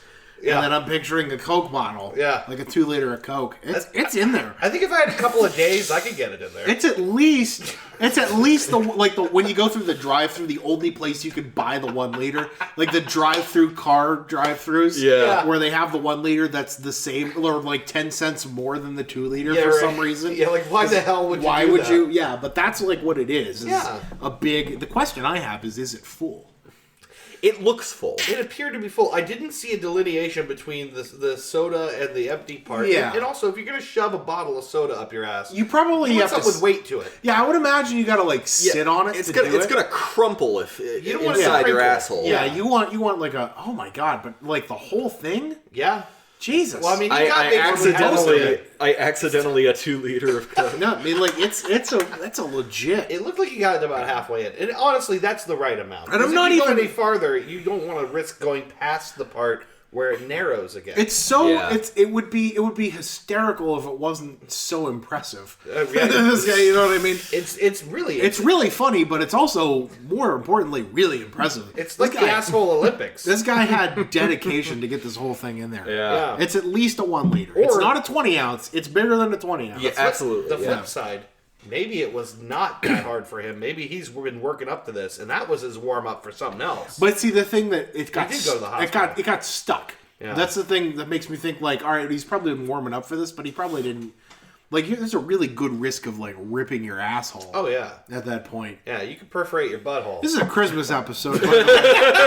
Speaking of perforating your butthole, I was talking to my girlfriend the other night because I held a shit for so long I thought I damaged myself. Really? Oh my god. Dear Lord. I was afraid that I had broken it because I had held a shit for long enough that it stopped. Like I didn't need to shit anymore. Yeah, I've been there. I've done that. Yeah, well, this happened very suddenly, and I was afraid something broke in there, and I actually said out loud, "That's not good." I was walking, going, "All right, in another hour, I'll be home and can deal with this." Oh, an hour. Yeah, well, that's the thing. There's certain. You and I have talked about this. There's certain shits you gotta save for home. Yeah, You gotta save. you can't take that in a public place. Yeah, you gotta like. There's ones that you just. Well, You gotta take home with you. You gotta really give it the time. I it believe that, deserves. and like I'm a guy who shits a lot. Yeah. Hey, I wouldn't say a lot, but I mean, volumetrically, I think I shit a lot. I shit a lot. I shit. I shit frequently, but See, I shit frequently. I'm all volume. I don't shit a lot in volume. I shit frequently. Neither of which, by the way, is any good. And neither of which has anything to do with Christmas. No, it doesn't. It really doesn't. On this Christmas episode. But no, I'm a frequent shitter. Yeah. I am the most regular person I know. That's great. To the point where it's probably not healthy. I was gonna say, does regular mean just be shitting all the time, or does it mean like a nice once a day? It's once a day. Hey, some people don't even. Some people don't shit for 3 or 4 days. It's at least twice a day. Yeah. It's at least twice a week. Why do you say at least like Because that? it's closer to like 4 or 5 on most days. When I'm at work, Yeah. when I'm moving around a lot, Yeah. it's like 3 or 4 times. It's That's real. a lot. The shit is real, man. it's for real. It's a lot. It's a lot. It's a lot. I think I shit twice today so far, and I'm probably gonna have one more before I go to bed. Yeah. Now, do you count? I don't know why I'm still talking about this. Do you count if you do one and go away for 10 minutes and you're like, I didn't quite get all that? Yeah, I Go do. back. You I count do. that as 2 or 1? I do because oftentimes the second one is significantly longer than the first one. Merry Christmas. Yeah, Merry Christmas. I do because there's both equal. Yeah, sure. Okay. How many chess games I can get in on the toilet counts to. Sure. If it's how you measure them. If it's at least 2 chess games, then it counts. Wow. Yeah. Fast chess or long poop? Anyway, getting back to Christmas. Yeah. I got another gag gift. Oh yeah. Just another quick one. Yeah. I once gave someone at a work gift exchange something I wish I could have back. It was a vinyl record. Pope John Paul II sings. No shit. I What? so wish I had it Dude, back. that's a fucking collection. I know. What? I know. You want that for the collection. I know. It's gone now. Well, she tells me it's still bouncing around her family white elephant every year. Because she gave it to someone else in their family white elephant, and the next year someone gave it to someone else, and it just keeps coming back. Wow. So I got to tell her, hey, listen, if it ever comes back to you, I'll pay you for that record. Yeah. Yeah, that's a good one, man. Yeah. That's a good one. I'm sure Jesus there's probably Christ. a lot of them. It is the Catholic Church. I'm sure it's not especially rare. But it was a really weird thing to own, and I kind of wish I had it back. Yeah. Well, let's talk about it is we'll get this out of the way. I'm sure there's going to be more to this, but Yeah. the older you get, for me, my least exciting part is getting gifts. Everybody likes getting gifts, but I like giving them more than I like getting them. Sure. But I want to talk about like the best gift that you ever got. That's a tough one. We'll do the best gift you ever got, and then we'll do the best gift you ever gave. Oh boy. But let's. Oh my goodness, I don't even. Oh god, that's a tricky one. I don't know, man. Because I'm so bad at gifts. Yeah. I'm notoriously bad at gifts. Me too. My girlfriend is a gift genius. I love giving gifts. Yeah. Dare I say, I'm quite good at. You're giving really gifts. good at gifts. I'm quite. I with no like ego. Yeah. I'm pretty good at gift giving. You're really good at it. Although you guys nailed it last year. I mean, you guys, I gotta say, man, that pipe. I gotta get a new the mouthpiece cracked on the pipe, so I have to get I have to get a new stem for that pipe. Shit. Yeah, Oh. yeah. But that's why I'm smoking out of this one. But Yeah. I don't know. I know I'm not good at it. well, all right. I'll start. The best gift I ever got. Actually, Dad and I were talking about this today. The best gift I ever got, just because it's the one that's the most memorable to me in my mind. The original Xbox in 2001, literally 1 month after it launched. Yes. Like it was. Well, I guess it would. It launched in. It's probably October, November. Yeah, I think it was early November actually, and you couldn't smell them. I mean, they were like, it had a notoriously poor launch. The nationwide, there were something like 50,000. I mean, it was like, and they just did it to get it out in time for Christmas. Demand was crazy higher than they expected because of Halo. Yeah, exactly. Right. They had almost nothing else anyone gave a fuck about, but Halo. Halo and NFL Fever. Yeah, were the two big ones. But there was a competitor with Madden. But like that was, I remember because I had asked for the PlayStation 2 the year before. Yeah. And I still had the N64. And they couldn't get the PlayStation 2. They weren't, Yeah. And then the next year the Xbox came out and they were like, all right, we're going to get him the Xbox. Yeah. And I also got one for Christmas that year. Did you? 2001? You got the I got it the year it came out. That's awesome. I was in shock. My father, I don't know how he did it. I don't know how. So that's where this story's going. Yeah, I mean, they had mom. God bless them both. Mom and Dad had people looking all over the country. They had people in California. They had people in Virginia. They had people in Florida. They had people in Colorado. They had people all over the country trying to get this Xbox, and you couldn't. Like people listening at home, you might not remember, but you couldn't. I mean, you couldn't get them. It was like the next Christmas by the time they had enough supply to meet the demand. Sure. Yeah. I mean, it was like legitimately impossible to find them. It was crazy. And Dad found it at Walmart in Austintown. Oh yeah. There was one, and they had waited in line. You know what I mean? At 3 a.m. to try and get one, you couldn't. You know what I mean? And people, like when you wait in line at like a Best Buy now to get a PlayStation 4 at a launch, they'll get 50 of them, right? Yeah, right. Yeah. This was a time where they were getting like 3. Yeah. Do you know what I mean? Yeah. And I still have no idea how my dad did it. I don't know. Well, Dad, it was like, he said it was like a week before Christmas. And they had bought the games and the controllers because they're like, all right, well, we'll get it for him when it comes out and that'll just be, you know what I mean? Yeah. But he was at Walmart and he just grabbed the one lady that he needed to grab. And he's like, look, I'm looking for an Xbox. He's like, I know I'm probably SOL here, but do you have anything?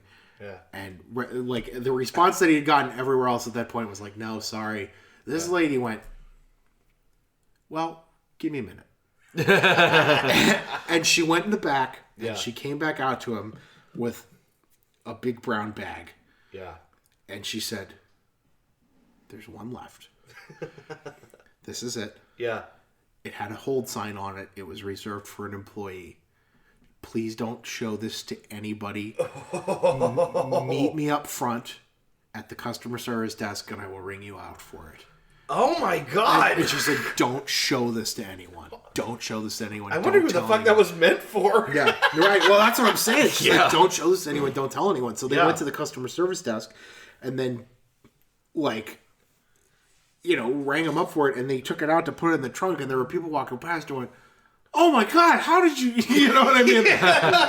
And he's like, I don't know, but like that was, and I remember, because I knew, they had like told, they told me, like they had to like sit down and be like, listen, we're going to try. Do you know what I mean? Like, we're going to try real hard, but it's probably not, and I had prepared myself mentally for like, I know it's, you know what I mean. Yeah. And I remember I opened the controller first on accident before they could to be like, oh no, wait, you know, I opened the controller first and I looked at them and they kind of like, everybody in the room kind of gave me a smile and I went, where is it? Like, and I like, it was like the mind blowing moment. Yes. I remember Dad told me today, he said, when she was like, all right, well, give me a minute. He's like, I could have kissed her. He's like, it was just, you know, because they had been like looking, they literally had people in different states looking for this thing. Yeah. And, God. But that was the best. I mean, we hooked it up. We played NFL Fever 2002. Yeah. You know what I mean? I think the first game I got for that was maybe one of the most forgettable Xbox games that was ever made. It was, of course, a launch title. It was Republic Starfighter. Oh yeah, I remember that one. It was. I have that on the PC. Yeah, you fly the yellow pointy. Yeah, the Naboo fighter. Yeah. That game was cool. It was all right. It was all right. But in retrospect, all I remember is just, yep, that's what it looks like in my head. The pointy ship. That's it. I can remember nothing else from that. Yeah, game. it was notoriously unmemorable. Like original Xbox had some cool stuff going for it. Yeah. NHL Fusion Hits. Frenzy was for that. Fusion Frenzy, system. which I found out later is going on. I have my original Fusion Frenzy copy, by the way. Actually, I think it's at Alex's house right now. Yeah. My original Fusion Frenzy copy, at a time, was going on eBay for like $180 because you couldn't find it. No kidding. Yeah. So I still have that game. It's a lot of fun. Great party game. I got that. I got NFL Fever. I got Halo later. Yeah. I remember. But I didn't have Halo at launch either. I think my buddy got DOA 4. Was it 4? Was that what it was? It's got to be older. But my buddy got DOA, and I think that was the first time I was ever introduced to jiggle physics. Jiggle physics, yeah. Well, in early high school, where my brain couldn't handle it. Yeah. With that DirectX 4. Yeah. DirectX 4. Yeah. Christ. But I think that was the best gift I ever, like... Yeah. Like, there was no... It was one of those things where it's like, there's no personal... It was just like, it was. I was a kid, and it was the thing I wanted. But I remember they had to buckle down because I was still lying about Santa at that point. Oh, you know, you do the thing where I was old enough where I had like to figure that out. Thanks, Santa. Yeah, right. But I remember I told my parents, I said, well, I know if Santa doesn't get it for me, then Grandma will definitely get it for me. And they were like,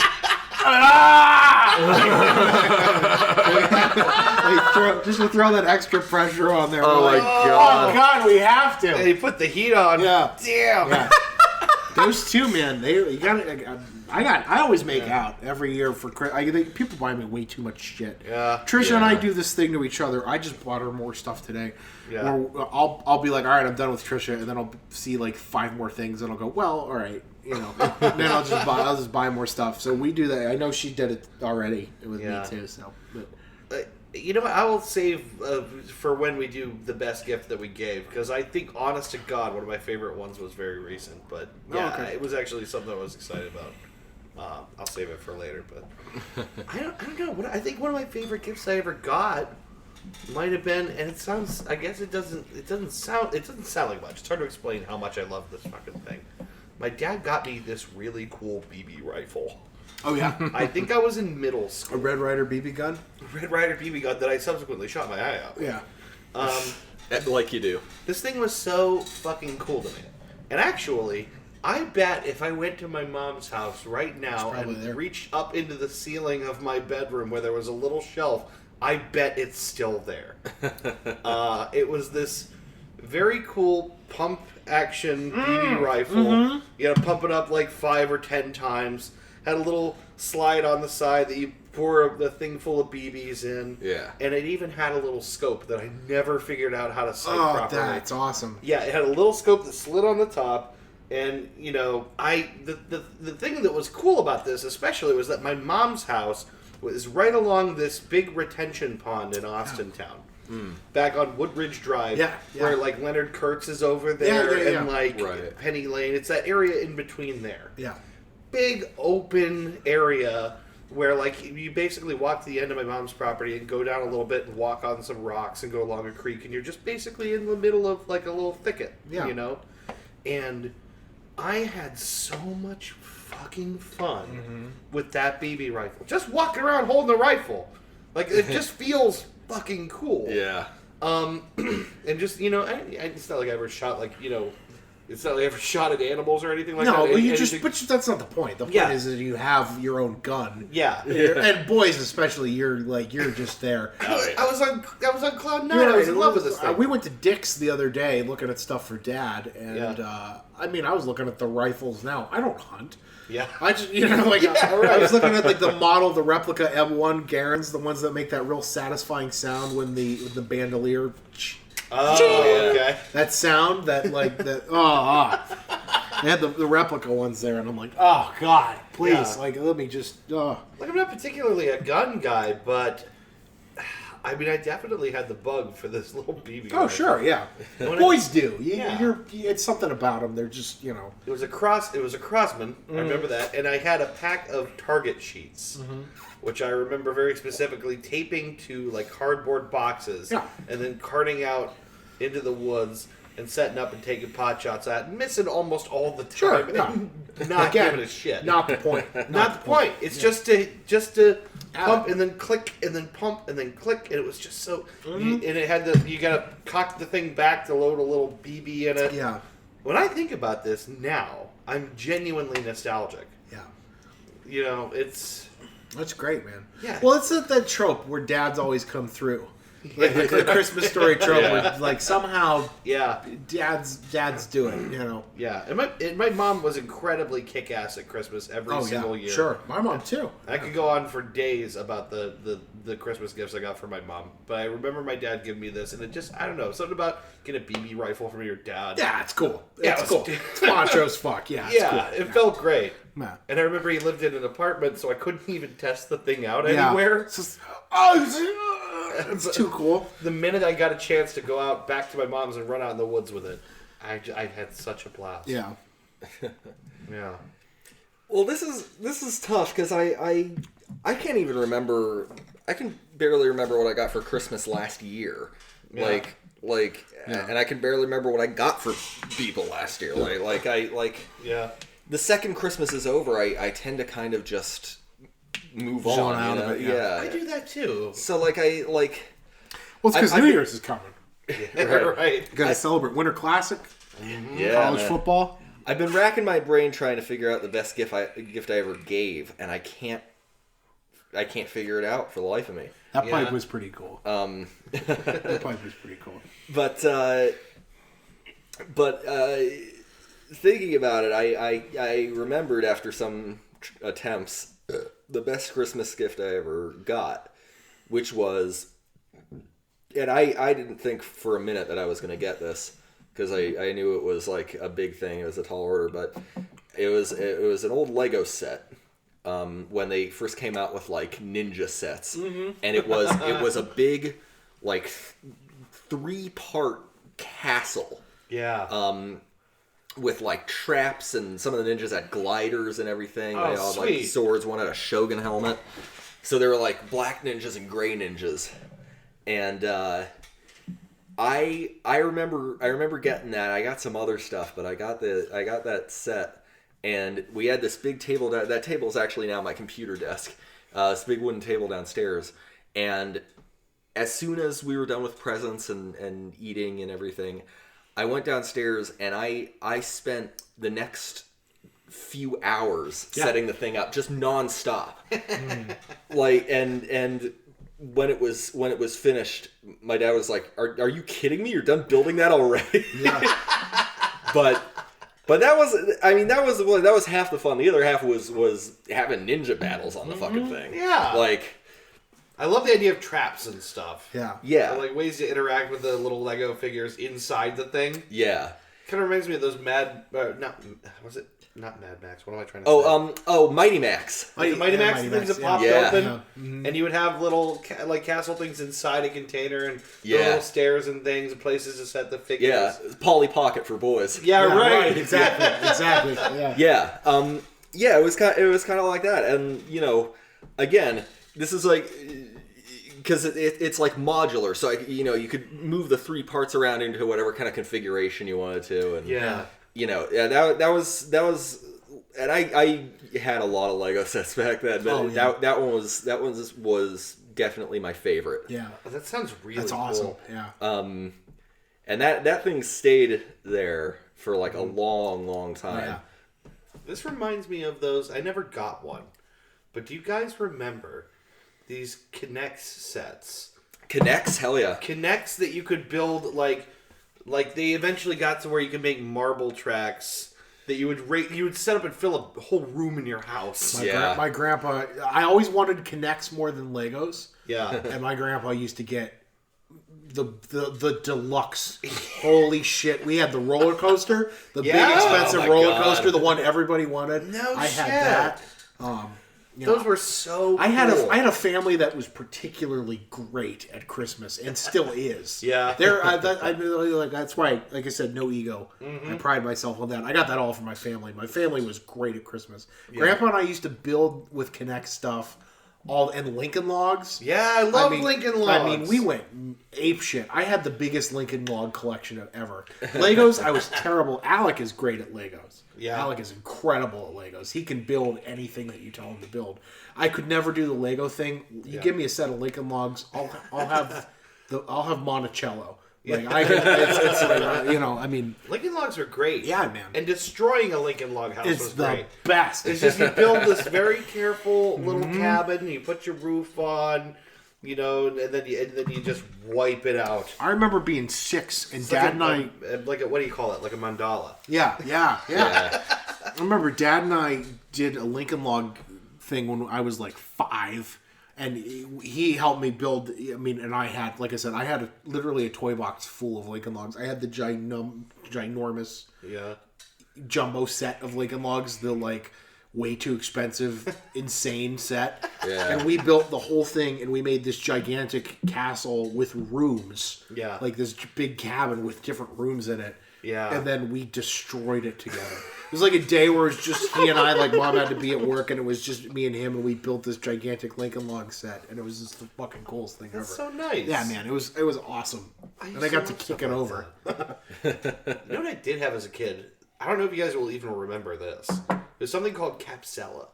I don't know if I remember that. It was basically like a learning toy or a science toy. And so you didn't really see them, and I don't really remember if they were in toy stores that much. But what they were was plastic. Imagine a plastic ball with like ports on the sides. And then what those do is they twist into and interconnect so they lock together. So you have these chains of capsules. But they all had components inside of them. So the first one had a motor. Would have this little spinny thing. You connect it to another piece, and then it spins. That motor spins something else. So it would spin like a little corkscrew or something. That corkscrew you could connect another part into, so that as the corkscrew moves, it rotates or moves some other piece. And you could build these little machines by snapping them together. That's awesome. It was incredibly cool. I don't think I after that maybe year or two, I never saw them again. Like they weren't big ever. But I had so much fun but that's with fucking cool. It was really awesome. Yeah. It's like a toy that I feel like probably most people forgot about, but I had so much fun. Well, that's the thing. We came from the generation where you could get shit like that was like machining, like engineer toys. Like I remember I had a woodworking set that my grandpa bought me. Came like. You mean like a wood burning thing? Well, no, I mean like a woodworking set with a saw. With a reciprocating saw. No kidding. Yeah, and it was for real. It was like for ages 10 and up. I was a little young for it, but like I remember he got that for me, and he was like, "We're gonna go to the hardware store, and we're gonna go get." It was like balsa wood, you know. Yeah. But it was like we're gonna go build some stuff, and I had this set like with. And it was dangerous. It was a fucking reciprocating. It was a reciprocating saw, you know. That's what's getting me. Right. But like it showed you how to build. We made our own birdhouse. We built a little log cabin kind of thing. Yeah, like it was the coolest fucking toy ever. It was a fucking saw and a hot glue gun. Yeah, like that's what you know what I mean. Like it was crazy. But they used to make toys for kids that they could genuinely themselves up. You really hurt yourself. Learn how to use a tool. Right. Microscope. I had the microscope set. You know, I loved my microscope. I love my microscope. I'll put anything on it. I'll put anything on a microscope. Yeah, like, sure. What's that look like?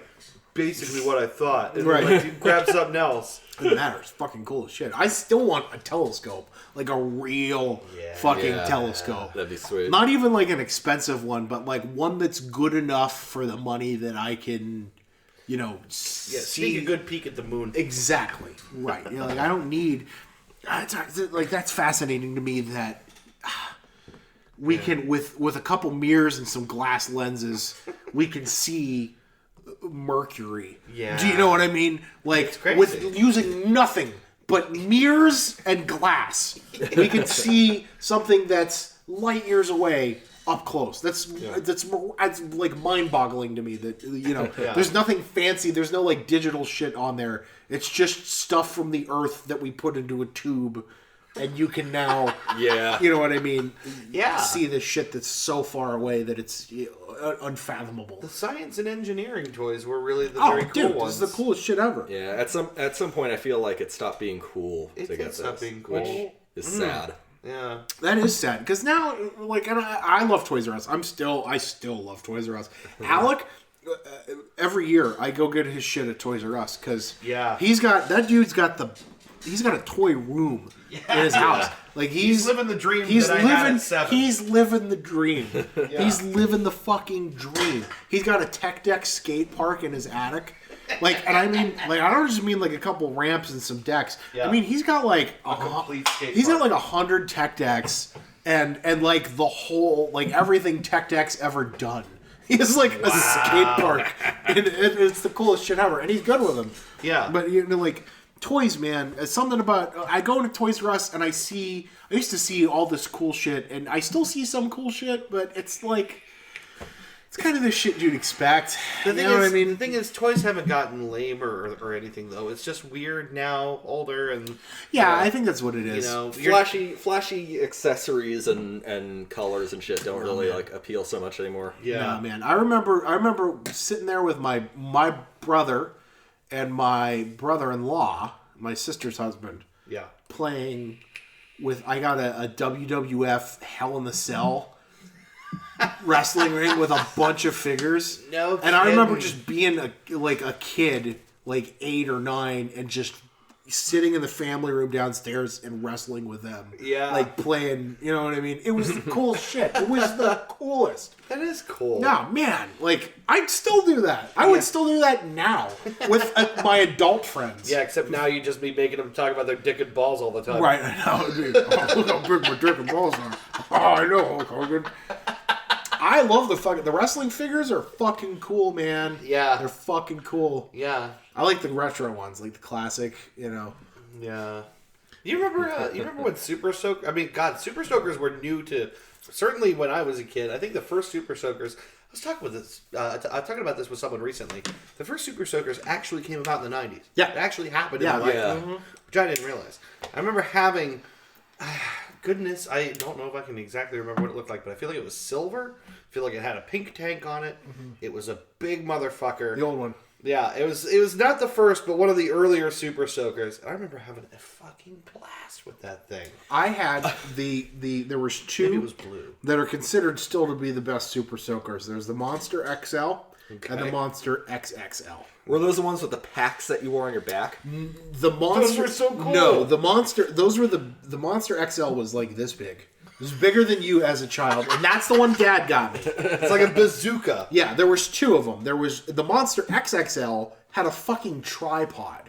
Like it was like or not a tripod, a bipod that you could like you're a fucking sniper, and it had 4 different settings. So there was like splat, like burst. Yeah, I'm not kidding. There's like burst firing options. It had a burst round. It had a single shot like pellet of water. It had the stream. They have like a turn thing on the front, maybe. Yeah, exactly. Yeah. So I had the Monster XL without the bipod that still had the different shooting options, but couldn't mount and be portable. And I remember Dad got it for me, and he said, "I'm really sorry, I couldn't see spending $100 on a squirt gun." You know what, guys? It's all right. But he spent $50 on a squirt gun, which is just as cool. Yeah, you know what I mean, guys. You realize we are adults. We can create our own Super Soaker warfare. We can. Right. I want to. That's Trisha wanted to do that for my birthday, do a Super Soaker battle, but my birthday's just a little too early for that. Yeah. So. Do you guys remember that fucking water gun that was like, it had a pack that you attached to your waist, a cord, a pipe that came up to your ear? It had a headset with like a little parting and you had to shout the word fire over and over into the mouthpiece to get it to shoot. That's like both the clumsiest thing in the world and the coolest thing in the world. You know, like I'm sure it didn't work perfectly all the time, but it's so fucking It sounds cool. stupid if you're an adult, but if you're a kid, that's fucking awesome. Oh, yeah. Well, I was showing you, Ben, at Best Buy, we got those things where where your phone, it's like, what's that game? Remember I can't remember what the game was. It was portable laser tag basically, where you strap the thing on your chest and your back, and you get the light guns, and you could play in the front yard with them. It's basically that, but with modernized. It has a cell phone mount on it, and you can call in airstrikes from your gun, and like it's just like it's the coolest thing. It's like a real life video game, and I really want one. I think there's a lot of toys that I secretly still have, like holding a candle for. There is no shame in being an adult and liking toys. There's no shame in it. No, they're fucking cool, man. Toys are awesome. Oh, man, I think about the hours and hours and hours I guess wasted, but I had a fucking blast with things like, first of all the different kinds of handheld electronic games we used to have. Oh yeah, that is a thing that is probably dead now, right? Yeah. The Tiger handheld? Sure. For the most part, yeah. I'm pretty sure if they exist, they've got... I mean, I can't imagine that they do. Game Boys you could get for $1. Yeah, right. You know what I mean? Yeah. I used to have a Tiger handheld for DuckTales, and the entire point was to jump over coins that came at you or something. Right. And that was it. I used to have a handheld fishing game that I loved. Oh, dude, I had the one... push a button to cast it and let go. Yeah. And you reel the thing in. I had one of those, too. Thing. The Rapala... I had the Rapala deep sea ocean fishing one. Mine didn't have a line, but there were some that literally tugged on a line. Yeah. God. With this, I had the one where you could do swordfish and spearfish, and it would keep track. I also had one of the old school ones that you could connect to your TV with the auxiliary jacks. Yeah. And it was a pond fishing game that my grandfather's. It's still at my aunt's house in the cabinet down there. My grandfather still has the record high score, biggest fish. It's like really? 26.8 pound bass. The old man reeled in that I spent hours trying to beat his record. It was incredible. That's amazing. Yeah. Yeah, stuff like that. We used to play. That's how stupid. We used to play that for hours. Right. I'll bet you it's still fun. Yeah, I bet it is. But the thing is, everything is relative. You know? So what people are willing to spend their time on today is very different, I guess. Well, now we got like VR and, which is still cool. Yeah. I think things are getting technologically more impressive and all that, and that sort of makes a lot of these things go But away. not necessarily more fun. I think they're necessarily. just as fun. Yeah. You just got to put it in context. As long as you're not distracted by the antiquity of whatever you're holding, it's fun. Yeah, exactly. Yeah. Well, I guess what was the best gift you ever gave? I mean, do we have a gift giving thing? I got my favorite one, and I don't even know if I've talked about it on this show or not. But if I have, I'm going to do it again. Because last year, I gave Christy a gift that was all involved in me lying to her for months and months. Yes. This was such a hoot for me. It was. I don't want to say too much about it for people who don't know what it is. I don't want to ruin it for people. But basically, it was a series of mystery mailings. And the whole thing with it was that Christy would get packages in the mail from an anonymous or seemingly anonymous sender, telling this kind of story. And it was like a story in 6 parts. And in order to keep up the ruse of this whole thing and to keep the fun of it, I had to pretend I had no idea what the hell was going on or where they were coming from. Yeah. Which led to me basically engaging in a multi-month trail of deceit to try and keep it a mystery that I knew what was going on. Well, then it got even harder. And then it got even harder because, unbeknownst to me, she had figured out the company responsible for the mailings and wanted to get me in on the fun So she not knowing that he was already in on the fun. Yeah, maybe suspecting that I was the person responsible, but still she decided to send me mailings from the same company. Oh, man. And you texted me when I was at work one day. Yeah. It was a day that she was also coming over. I had this big, like, sort of like Princess Bride level, sort of like you think that I think that you think kind of like thing going on where if the package was not from her, how did this even work? If the package was from her, I needed to know if it was from her or not. Because if it was from her, oh god, now I'm forgetting the imperative. Right. Oh yeah, so if it was from her, she would know that it was delivered to me, so I couldn't simply hide it. She would know that it had been delivered to me, so I had to know if it was from her. If it was not from her, I could just simply hide it and read it and engage with it and whatever and not say anything about it to her. But I had to know, so I had to get home, I had to leave early and figure out whether she had sent the thing or not. Or whether it was a package from them or whether it was just some other mysterious delivery. Yeah. But anyway, basically, this led to months of me trying to pretend I had no idea what was going on, even though she at some point had kind of figured out it was probably me. It was so much fun to play along with that, by the way. Yeah. Yeah. The thing is, what I probably should have done is told nobody. I probably should have just told nobody that I had done this, and then it would have continued to be a mystery to everyone involved. But I feel like I couldn't help myself. Yeah, it was cool. It was cool.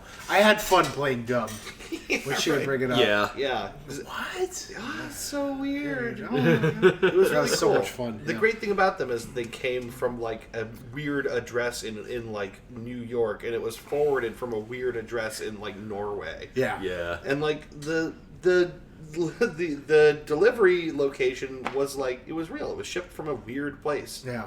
And God, I had so much fun with that. That was like months and months of gift that It was just cool, kept giving. man. It was cool. Yeah, culminating in a really cool statue that is still in my living room. Yeah. To remind us of all the fun that we had. Yeah. But I think that was my favorite, most Giving. Yeah, my favorite gift I ever gave someone because it was such a long, drawn out process. Yeah. And it had so many layers of reveal, and I got to see her have a lot of fun with it. And Yeah. to this day, one of the things that came in one of the packages was a necklace, and she still wears it. That's cool. And it makes me really happy when she does. It's a little necklace with a protective rune scrawled on it. It's supposed to look like it's made out of bone. Yeah. Like it's a protection amulet. That's bone. That's bone. Can't believe he prefers his business card to mine. So yeah, she still wears the protection amulet. It makes me really happy. I think it actually really paid off. That's cool, man. Yeah. You got a favorite gift? You have one you can think of? Oh, I can barely remember stuff that I've given because it's the most I remember about it is just the agonizing that I go through before actually getting the fucking thing. You Yeah, can't, right. You can't do that. You gotta just go out and There's a lot of dread involved in trying to give a good gift. Yeah, there is, but you gotta just do it. And hoping that they don't already have the thing, Yeah. or hoping that they're gonna like the thing, or wondering if you're spending too much, or if if there's a better opportunity. There's so much agonizing that goes with Christmas. Yeah, it's I really can't. I I really don't can't. even think Christmas. Let's just go with a gift you gave. Maybe something you did for your girlfriend. Oh my God, You guys both blew my mind. The one year you gave me that projector that is still The coolest mini thing. projector. That is fucking cool. That's still like man. one of the best gifts I've ever been given. I want one of those. Those are fucking cool, man. It's awesome. They're really Yeah. cool. You guys, that's one of the best gifts anyone's ever Dude, given. that's not even like that's the basic one. Do you know what I mean? Like that's Well, yeah, I know that thing is so fucking cool. We Yeah. used that last year to watch football down here in the basement, Right. across Yeah, from we us. did. That thing is fucking awesome. It's Yeah, a little it's sick. phone projector. Just a little, but the thing that makes it a game changer is you can plug a Chromecast into it, Yeah, dude. and that for me does it. Yeah. That Yeah. seals how awesome that thing is.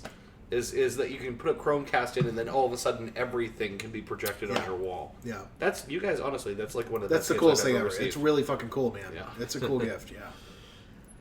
I really can't. That's okay. No, it's all right.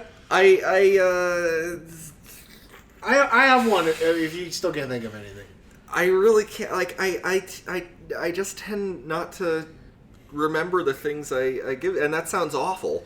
But well, it's the thing. You already kind of stressed that it's not. It's, you know what I mean. The whole gift giving thing doesn't, like, that's not the point, and it's not the point. Yeah. Like, let's be clear. Like, that's not the You point. mean of the Christmas season? Yeah, it's not the point. The point is to see people being happy and then being happy yourself. Yeah, right. I think that's what it really is. Yeah. You know, Gifts are just an aspect or a Sure. facet of that. Sure. yeah, so I mean, I guess. I guess no. No, you know what? There was one year. This was before I was living on my own and I could still afford to do this. There was one year during the Steam Christmas sale when I for like random people, I ended up buying like dozens and dozens of Steam games for everyone I knew. No shit. Like I just like it was. Again, it was before I was able to move out on my own. I think it was after I first got my job. Yeah. So I like that was no, it couldn't have been. You turned into the jolly old Steam elf.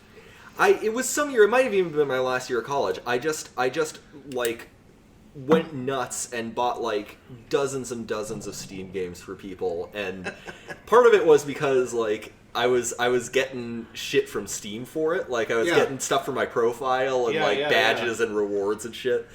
But the other part of it was just like, well, shit, I'm up to like this many games now. I can't stop now. There's people who want these other games, and so it went on for like the entire winter sale that they had up.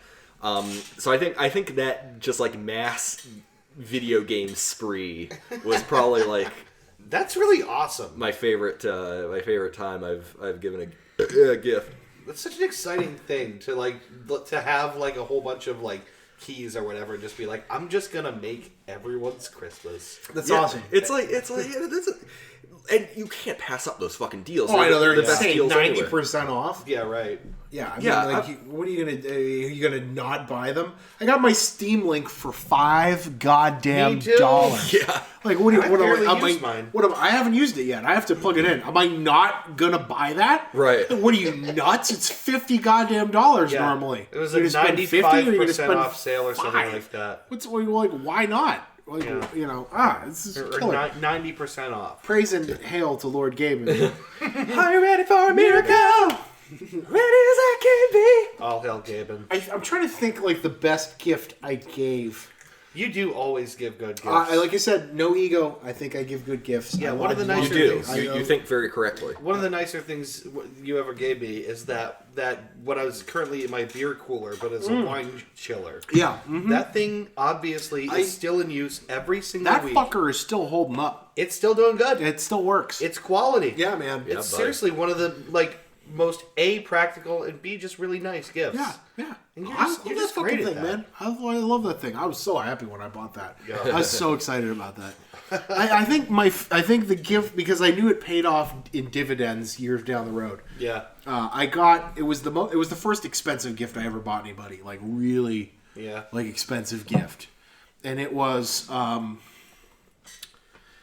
gift that I bought my dad at Best Buy. Yeah. For around $200. I was 16 years old, and I didn't have $200. It was whatever I had saved. I had this little amount of money that I could, spend on this thing, and I got it in my head that I wanted to get him speakers, not knowing how much speakers were. So sure. I went to Best Buy and I bought. It was open box. It was like a returned item. Yeah. But basically still perfectly good. Yeah, right. And it was one of those home theater in a box setups. Yeah. And it was like the DVD player with the 5-channel surround. Ooh, the shit, you know what I mean? Like the shitty box set ones. Yeah. Like you could get surround sound for under $500, right? Without getting the real speakers and scaring your neighbors. But I bought him that thing, and I remember he unwrapped it. That was the year I was 16. He was trying to get me an Xbox 360. Like he did with the original Xbox, and he couldn't get that one. Yeah. So instead of buying the 360, he told me, he had called me 2 days before Christmas. He's like, I'm sorry, man, I don't think it's going to happen. I tried so hard to get you the Xbox. Yeah. Those basically sold out the night of launch when everyone was waiting in line. Well, and he told me, he's like, I will get it for you. He said, just as soon as I can find one, I will get it for you. Yeah. So, but I'll have something else for you to open. I went to his house, and I'm thinking, like, all right, my dad, if you've never, like, been in the family, you don't understand. My dad is the fucking king of Christmas. that guy nails it every year. Yeah. He gets the coolest shit for everybody. He spends way too much money on everybody. He's the fucking king, man. He probably loves every minute of it. He does. He's like, that's what he's like, you know what? He's like, he's the classic, we didn't have anything when we were growing up. So, when I can give people stuff, I love doing it. And he's the king. The dude's the master of Christmas. Yeah. And he, instead of getting me an Xbox 360, he's like, and he did. He bought me, like, in March, a couple months later, he found one and bought it for me. Yeah. He came over there. He had 3 presents. He bought me a Wii, like a Nintendo Wii. And I looked at him and I said, you gotta be kidding me. I was like, Dad. He's like, well, are you gonna, like, he's like, is that okay? Until you get the Xbox? Is that okay? Are you fucking kidding me? Like, he bought me the Wii, what I mean? It's so cool. And I thought, I'm like, I thought I was going to one-up you this year. Nope, can't do it. But I bought him this, like, home theater in a box Sony surround sound system. Yeah. Which he still has. Yeah. It's sitting at the apartment right now. I have to hook it up for him. Yeah. But I remember he was super thrilled when he got it. He got the whole thing hooked up. And, he played it. A couple months later, I got to see him, use the thing. Yeah. And then I remember a couple years ago, Trisha and I went to go visit in California. Yeah. When he was out there. And we were sitting on the couch one morning, and Top Gun was on. Mm-hmm. And, I'm sitting on the couch next to him, and he's on the couch in the back, and he, oh, you know what? Hold on. And he reaches in this little drawer under his coffee table, and he pulls out a remote, and he hits the power button, and all of a sudden we're watching Top Gun in surround sound. And I'm like, I said, that is not the system I bought you 10 years ago. And he's like, oh, yeah. I said, that does not still work. He's like, oh yeah. Still works. Sounds really good. I got an open box. I remember telling him, I'm like, I'm sorry I couldn't afford anything better. He's like, oh no, this is incredible. Yeah. You know what I mean? But yeah, I mean, it still works. It sounds really good for a little shitty thing that I bought for $200 12 years ago. Hey, first of all, hey man, $200 is a hell of a lot for a young guy to spend on a gift. Yeah. And it's nice that he continued to enjoy it. Just because I knew it paid dividends, he was like, "Oh yeah, hold on." Just like, yeah. Top Gun, incidentally, early recommendation. If you never listened to Top Gun in 5.1 Dolby Digital, sounds great. Hey, I'm gonna go one really further. Cool. You're gonna hate me. I've never seen Top Gun. You never seen Top Gun? I've never seen Top Gun. Really? My breath away. They play that song 14 times in the middle of the movie. Yeah, you'll get fucking sick. You'll get tired of it. They just shoehorn it into every scene they can. You know what? From what I understand of this movie, it holds up, but not because it's a great movie. The need for speed. It's good. It's one of those. It's like a good cheesy movie. Popcorn munching. It's a good movie. Yeah, it's a good one. But yeah, I think that was my. And I've given a lot of really cool gifts, but I think that was the one that was my favorite because I was like, yes, I did right, and I got that justification 10 years later. Yeah, right. You get to look back and see that someone's still using something like that. Right. That's great. It's cool. It was cool. So, I don't know. I don't know if we have anything else for. I'm just sitting here thinking about Christmas nostalgia. Yeah, man. I'm thinking about the kind of things that I had forgotten about until just now. Well, that's what I'm saying. Like, I want to get everybody, because I just got into it today. Yeah. I want to get everybody into the Christmas mood. I think we all need a little happy. We're a lot of two pessimistic guys and one normal human sitting at this table. I want to get everybody into the mood. I want to, you know what I mean? Yeah. We're coming up on my favorite part of the holidays for the past couple years has been the New Year's party because it's like Friendsmas. We get to all hang out. We sit around at your table. You put the big leaf in there. We play games. Yep. We exchange a couple of gifts. We exchange gifts. We get drunk. We get drunk. The next day, we watch the Winter Classic. We watch the fucking Winter Classic. So nice. Oh man, it's the best. I'm even thinking about doing that here this year, possibly, unless Alec wants Fine us with me. to go. Well, and then this year, incidentally, it's what Rangers and Sabres. Rangers Sabres, okay. yeah, Rangers Sabres. Yeah. And then later on in the night, we're gonna get everything ready. We were wondering if you guys wanted to come watch the college football playoffs later that day at my place. Yeah. Goddamn right. Yeah, I mean, like we got 2 really monstrous college football games back to fucking back. Oh, really? That night, yeah, it's the finals for the playoffs. No overlap. They're literally back to back. They're back to back. It's at 5 p.m. Clemson and Alabama have their 3rd year in a row rematch. Mm-hmm. Alabama won the first one. Clemson won the last one in the national championship last year, if you remember. Yeah. Mm-hmm. And then Oklahoma and Georgia play after that. Actually, I think it's the other way around. I think it's Oklahoma, Georgia first, and then Clemson, Alabama. Both of those are going to be really good football games. That sounds great. Yeah. To me. Yeah. And I might fall asleep on your living room floor, but I will. That's fine. Yeah. Well, and then the next year after that is, or the next week after that is the national championship game. So we're going to see. Oh wow! I told everybody I work with on my team. I said I don't care about Christmas Eve. I don't care about anything else. Yeah. I said I just need New Year's Day off. Yep. I just need New Year's Day off because it's sports. Yeah. Because it's sports and because hangover. Well, exactly. Yeah. Well, we established all that. Like they're like. One of the guys I work with, the older guy, his name's Gary. He's like, I got grandkids. I got to have Christmas Eve. Yeah, and then we were all like, fine, that's fine. Yeah. I'm gonna go. I'll leave work. I'll drive up to Trisha's parents. I'll spend the night. We'll do Christmas morning. I'll come home. I'll do Christmas with my family. Yeah, done. I said, I just need New Year's Day for the Winter Classic. Trisha's got New Year's Day off.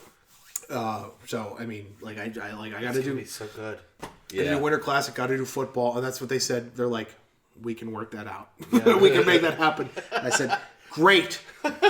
All I need. I just need New Year's Day. Yeah. So yeah, that's gonna be perfect. I'm really looking forward to it too. I'm really, really looking forward to it. It's gonna be great. Yeah. It's gonna be great. It's basically the best couple of days of the year. Yeah, man.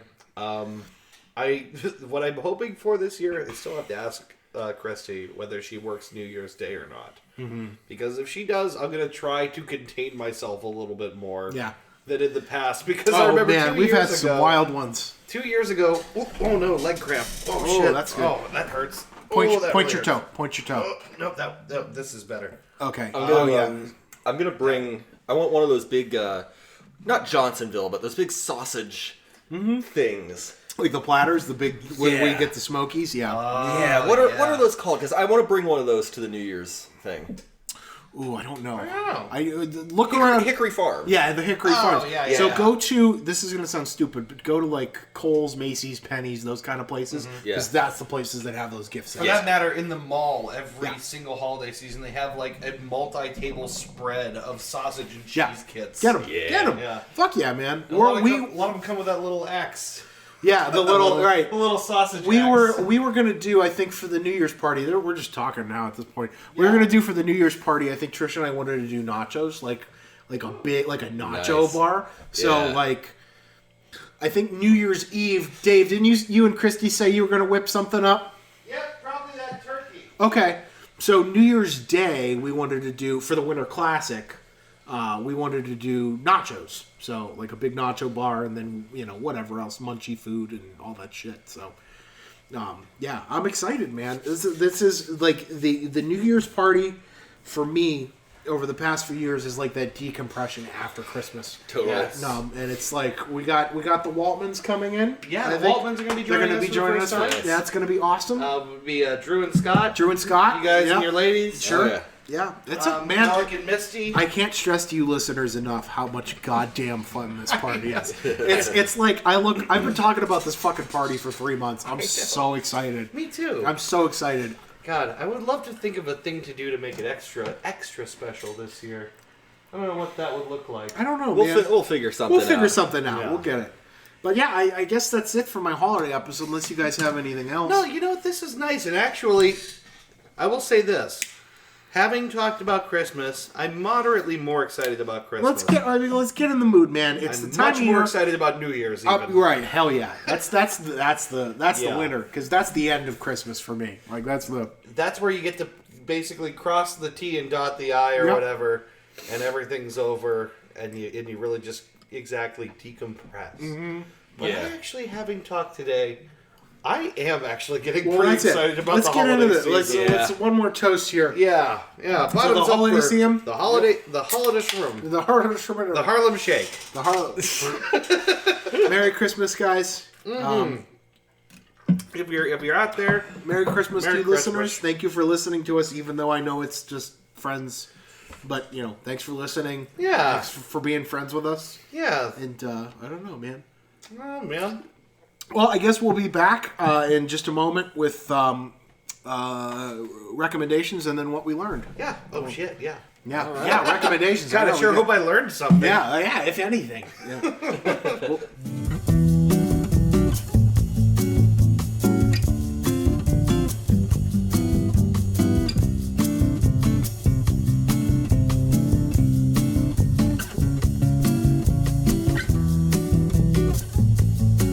hey, everybody, we're back. Whoa. I certainly hope y'all are in the Christmas spirit, because I am. Yeah, I'm getting there.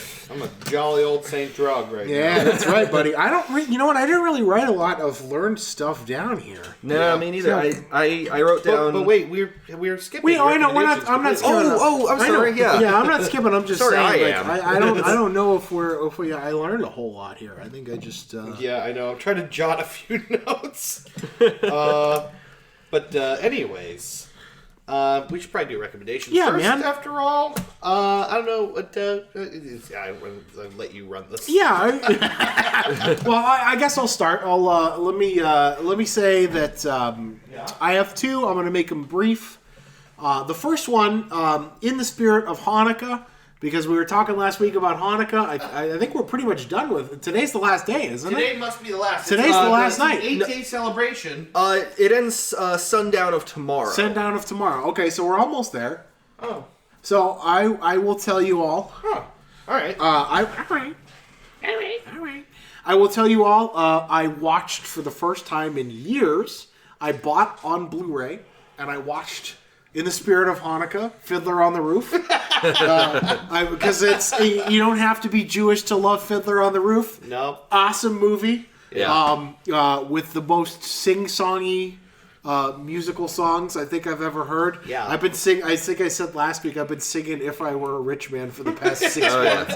So that just made it worse. I watched Fiddler on the Roof, all 3 hours of it. Yeah. It's great. It's a great, again, great piece of cinema. Yeah. So in the spirit, for all our Jewish friends out there, the most, as a person who's not Jewish, the most celebratory Jewish thing I could think of is watch Fiddler on the Roof. Yeah. Because it's like, as far as, like a Jewish-focused cinema thing, Yeah. that's the one that comes to mind the most. So check out Fiddler on the Roof. Great movie. Yeah. Fiddler on the Roof is incredible. It is really good, Yeah. man. It is really good. stupid catchy. Yeah, it is really good. Tradition! Yeah. Yeah, but I've been singing those songs for a while now. It was good to kind of like watch those and catch up. Yeah. But the second recommendation, we're going to go back to the album. Okay. So I wanted to talk about, oh God, what do I want to give you for a choice? All right. So let's say the two albums I've been listening to a lot. Do you want to go with an early 90s, I guess you could call it G-Funk rap album? East Coast G-Funk, which is weird. Oh. Or do you want to go with a post-hardcore, slightly angry pre-emo, $5 a show album? My personal opinion, I want to know about this G-Funk album. Yeah. Funked out with a gangster twist. Funked out with a gangster twist. You've got me. So is that good with you? Yeah. So the album I want to recommend today is one I've just listened to like 3 times over the past week. It's an album by East Coast New Jersey rapper Redman. Okay. Who you might know from the movie How High with Method Man. Part of the Wu Syndicate, which is basically the Friends of the Wu-Tang Clan, people who came up around those guys at that time. Yeah. The first album was, of course, What the Album, with Tonight's the Night is the big hit from that one. What the album? Mike Check, I walk around the streets with a black Tech 9 by the waistline. Yeah. That's What, W-H-U-T, What, ? The album. Yeah. Okay. So that's the first one. The second album is the one I want to recommend tonight, which is the only way I can describe it is it sounds like the East Coast Chronic. It's his second album. It's called There Is a Dark Side. Okay. And you can tell it's definitely G-Funk because the album cover, I'm going to look it up for you, is just basically the album cover for the Maggot Brain. Oh, really? Yeah, he just let me look it up here. It's Redman buried up to his neck, and he's like yelling, but it's all in red, and it's just there. It is. It's just Maggot Brain. He just took the album cover from Maggot Brain, basically. Wow. It's called There Is a Dark Side. Dareiza Dark Side. Okay. And it is just I'm thinking about. It's an album I didn't really listen to. Actually, the first song I ever heard from this album, I was with Trisha and you at Inner Circle, and a song came on the jukebox there. We were all it was years ago, and we were sitting at the booth at night, drinking beer and eating pizza and eating wings, and this song came on, and I remember you and I both at the same time went, ooh. And there's a song called What It Looked Like. I have to spell it out. WUDITLOOK. What it looked like. It's all one word. Okay. And it's just the funkiest shit. And I remember at the same time you and I were both like, They just oh, I wish I remembered doing this. the head nod thing. I listened to that whole album. I listened to that whole album after that because I remember I Shazammed it, and then I listened to it then, and then I just listened to it again 3 times this week. Yeah. Fucking album is so good, man. It's an album I think both of you will like, again, for different reasons. Ben, because you're like me, you like a lot of East Coast hip-hop. Yeah. It's really good. Redman's got the funkiest verses ever. You've got me at funk. Yeah, it's cool. It's like I said, it's the East Coast Chronic, which, West Coast hip-hop is real, relaxed and kind of you can kind of groove to. Yeah. All Coast hip-hop's a little harder, right? Right. So there's more piano work. It's just a little more aggressive, you know what I mean? So it's all it's Parliament riffs, it's funk, you know what I mean, that are sampled here, but it's just a lot of heavy bass, and it's just you can nod your head to this album, in my head, and I'm not that versed on this, but in my head, West Coast, East Coast is all about percussion. Yeah. In a big way, it's about how heavy you are on. Sure. On the snaps. quarters. Sure. Yeah, you're right. To an extent, you're right. And part of it's the instrumentation, too. A lot of East Coast tends to focus more on, I don't want to say experimental, but more the jazz side of things instead of the funk side. Okay. West Coast is definitely more funk-oriented. East Coast is more jazz-oriented. Okay. And disco, where you hear the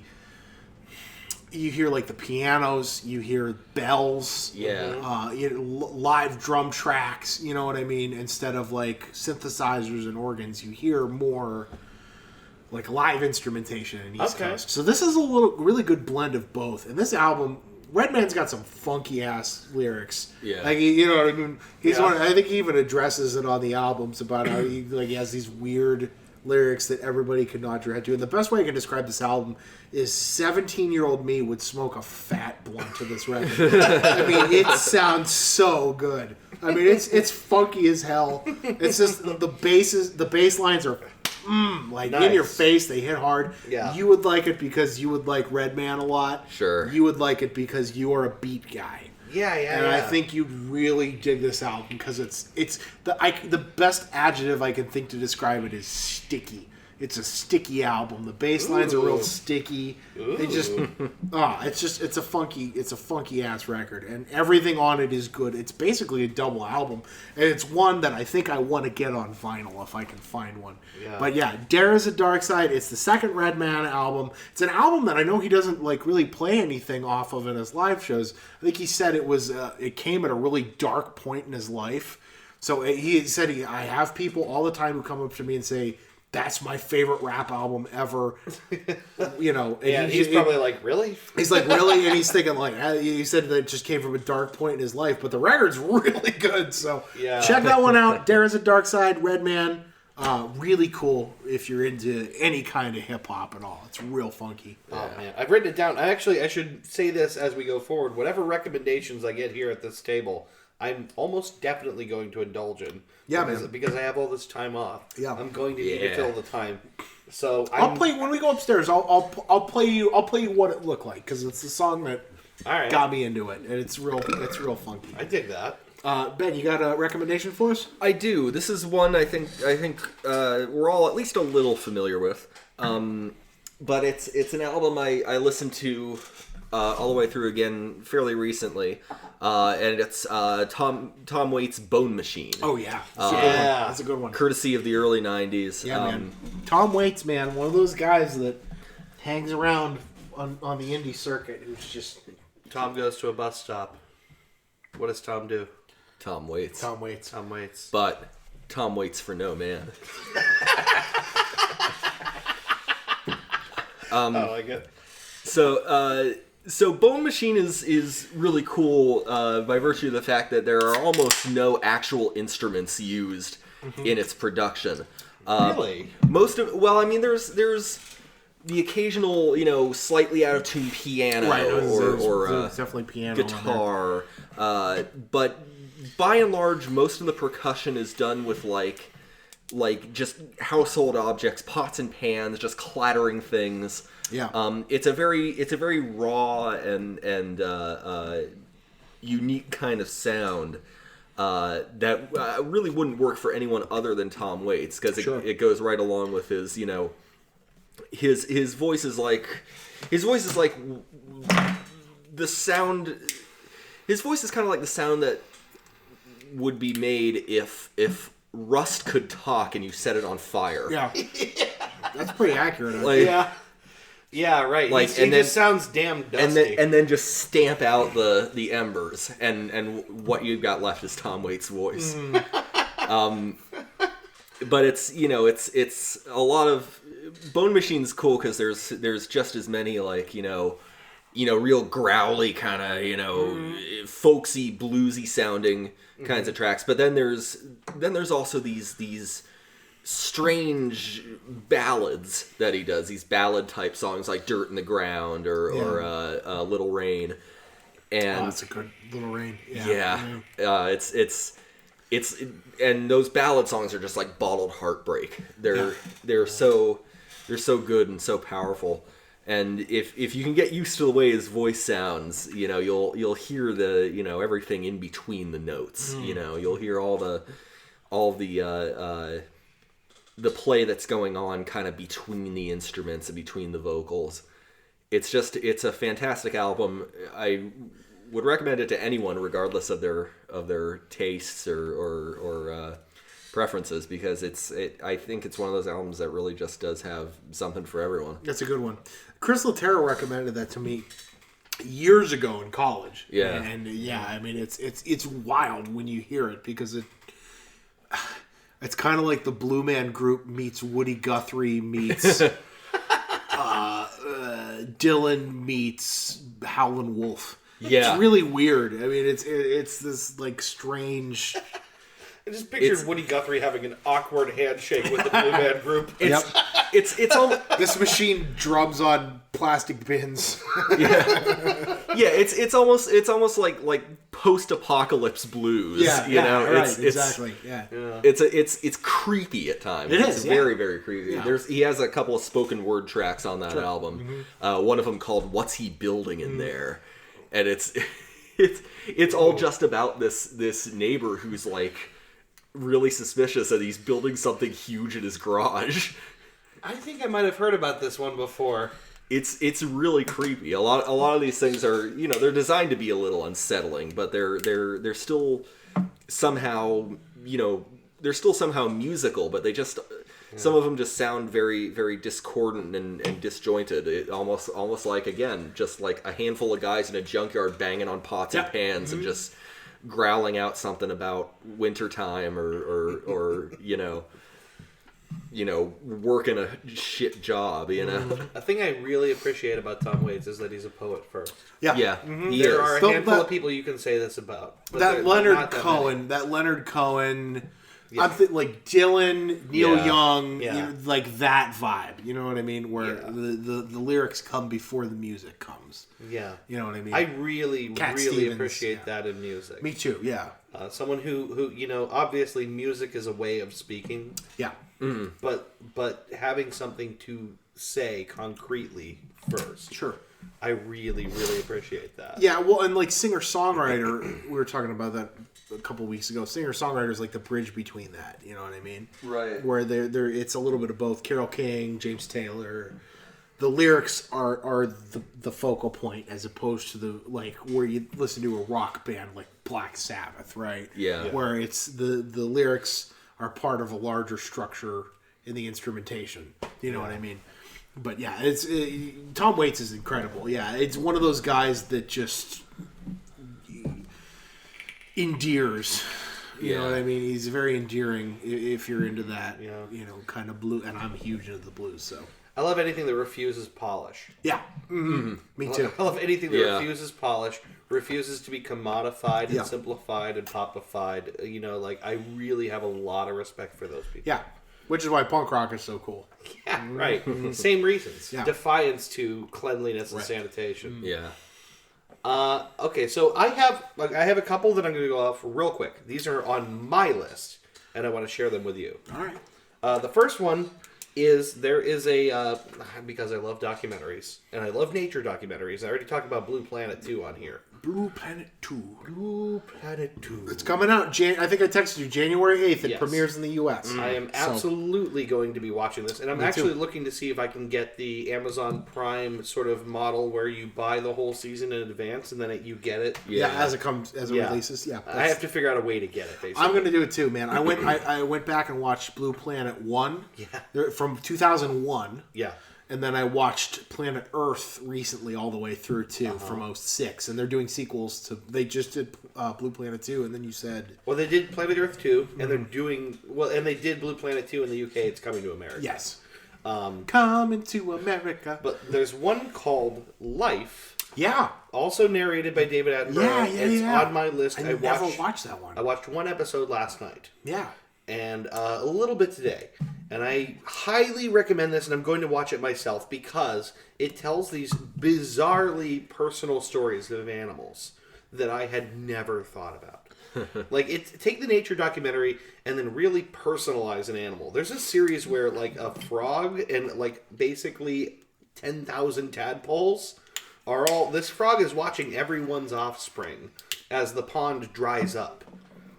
And they're going to die if he doesn't do something. And he digs with his back feet a tunnel from the shallow pond to the full pond so all of the tadpoles can make their way over. That's the thing I didn't think animals could think to do. That's amazing. Right? Well, and the thing is, that's all instinct. Yes. Do you know what I mean? Like, that doesn't come from a place of, like, conscious thought. That's an instinct. It blew my mind that they could think to do that. There was another one where they were showing this particular kind of monkey somewhere that harvests the the palm nut, and these monkeys have for generations now got this system so good that what they'll do is they'll harvest the nut, they'll peel the shell, they'll leave it in the sun for days. Then they will find just the right kind of rock that is harder than the surface that it's on, and they have learned to smash the nut open. And the young ones learn from the older ones, and they fuck up a lot of the time on the way. But they get better at it as they get older. Like, they're using tools in ways that is astounding to watch. That's great, man. That's It's like these stories of animals are so much more complex than I thought. Yeah, well, you don't realize because you get like the grade school version of it your whole life. Yeah, you know what I mean. There's a lot of the intelligence of animals that we miss a lot. Life is amazing. Really, when you like think about like pods of dolphins migrating and playing as you know, like they actually they're the only reason they can when they jump and they do these weird crazy flips. They're just playing. They're actually just having fun. They're just having fun, right? Yeah. Like you don't think about that as a human. You think selfishly that you're the only creature that that has that kind of inner life. Because you have conscious thought, but, Yeah. we don't know anything. We don't know as much as we'd like to think we know about the rest of the world, so... Yeah, and that's why I recommend Life, is that you will see stories of animals doing things you did not think that animals do. Yeah. I want to watch that one. It came up on my recommendations. It's really Is it on Netflix? It's on Netflix right now. I think all of that is on Netflix. Blue Planet, Planet Earth. The first episode Humans. will blow your head open. Yeah, I mean, there's a lot of... I'm going to watch it. Yeah, it's a good one. Another quick one. I heard on NPR this recommendation, and I want to read this book. It's a poetry collection. It's called I Know Your Kind. And I can't remember the author's name, but this is just a quick one that's on my list. What it is a collection of poems around basically poor white people suffering in the opioid crisis. People, like stories of addiction. Yeah. Okay. And it was listed among a collection of like 3 different poetry books from the year. Poetry collections from the year. But this one just sort of stuck with me. There was something about it that sounded particularly sad and raw. And so this isn't a full recommendation because I don't know that much about it myself, but I'm going to put it on my list. So I wanted to throw that out there. Sure. But my actual recommendation, having got those out of the way, go see local theater. Yeah. Yeah. Go see really, local man. theater. Really. Yeah. We, this year, Ben and I and Christy and Aubrey went to see, for now it's my 3rd year in a row. It's my 2nd. We went to see How the Drag Queen Stole Christmas. That's awesome. It is so much fucking fun. Oh, I'm sure. Absolutely hilarious. Once in my life, I want to go to Florida and watch them drop the drag queen in the shoe. Oh, is that a thing? That's a thing, man. That's a real thing. What is it like? Yeah, on like New literally- Year's Eve, they drop a drag queen in a shoe every year. I want to go one time in my life. That sounds like it's like in Key West. You know what I mean? You go down and it's just this little tiny strip in the town, and everybody gets drunk and watches drag queen fall in a giant, high heel. It's great. That sounds like so much Incredible, fun. right? Yeah. So much fun. How the Drag Queen Stole Christmas is incredible, and they have now, this year was their, was it 12 years? I think 12, yeah. 12 years of doing this musical. It's written by Rob Joki, right? Am I saying that name right? I think so. Joki. I hope I'm saying his name right. And like I said, it's written by him. It stars a bunch of people local to the area, and it's a sort of a Christmas carol for drag queens. Yeah. And it features a whole bunch of local, references and things for the Youngstown crowd. So maybe it's a little bit inside. I don't know if I would necessarily recommend it for people outside the area, but then maybe, I don't know. Whatever, who cares? Yeah. It's so much silly fun. We went, we had a great time. Christy won a basket, which was a fun thing. She put in a drawing for a basket. Every year it's different. Every year they add something from the last year, something relevant. It does not get old to me. And here's the other thing. They do shows at the Rust Belt Theater Company year round. Yeah. Of lots of cool, fun, exciting stuff. Yeah. That's great, man. The next one they have coming up, it's called Dating Sucks, I believe. Mm-hmm. I'm writing it down for myself, and it starts in February. Nice. Presumably to coincide with Valentine's Day. And I just think it's a thing I miss out on, except for Christmas time. Yeah. And I always forget to go and enjoy things at the theater, year round. Yeah. You should. Local theater is so much fucking Let me fun. just... My Uncle Michael actually acted in, I think it was the Rust Belt Players. Oh, really? Yeah, he was a... he acted for a couple years. There's just... After he was forced to retire because of disability his back. And, working... he had to work jobs that, he couldn't...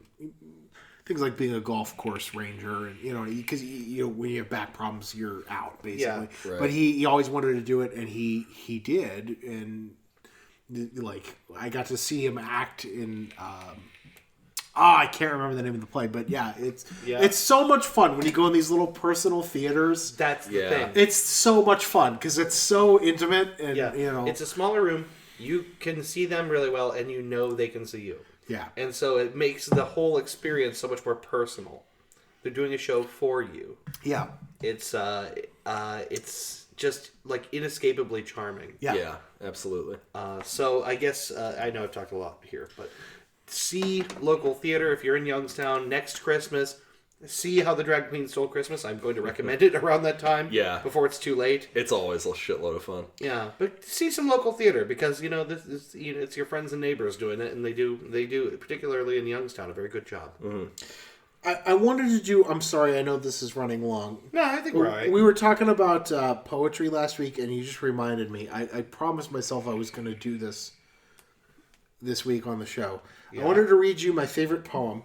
Oh, yeah. That your father was actually the one who showed this to me for the first time in class. Nice. It's a poem by Galway Canal called After Making Love, We Hear Footsteps. I wanted to read it before we got into the what we learned part. Yeah, because right. it's just my favorite poem, and it touches me every time I hear it. So lay it on if that's okay with you guys. Lay it on me. Sure. I'm always down for some poetry. So yeah, it's called After Making Love We Hear Footsteps, Galway Canal. Look this one up. For I can snore like a bullhorn, or play loud music, or sit up talking with any reasonably sober Irishman, and Fergus will only sink deeper into his dreamless sleep, which goes by all in one flash.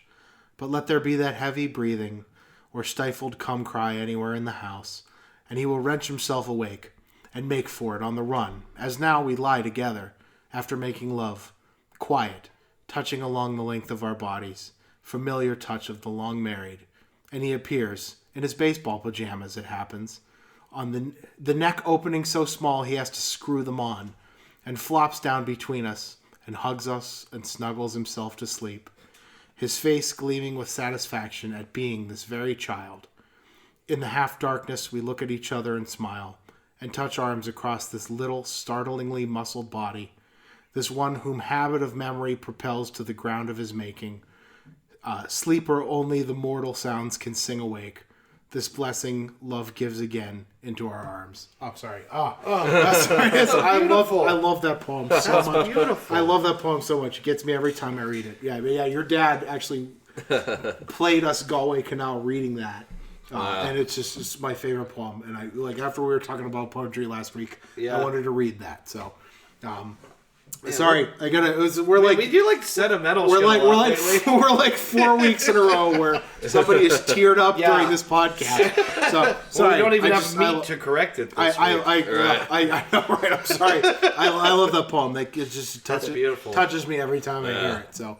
Oh man, that's what being a parent, I guess. You're right. It's something that gets me every time I hear that. So, I guess let's talk about what we learned. If anything, I learned a few things. Yeah, why don't you start us off? I learned that smoked meats in high volume is really what the holiday season is about. Yes, it is. Hell We're going to make that happen. Yes, we are.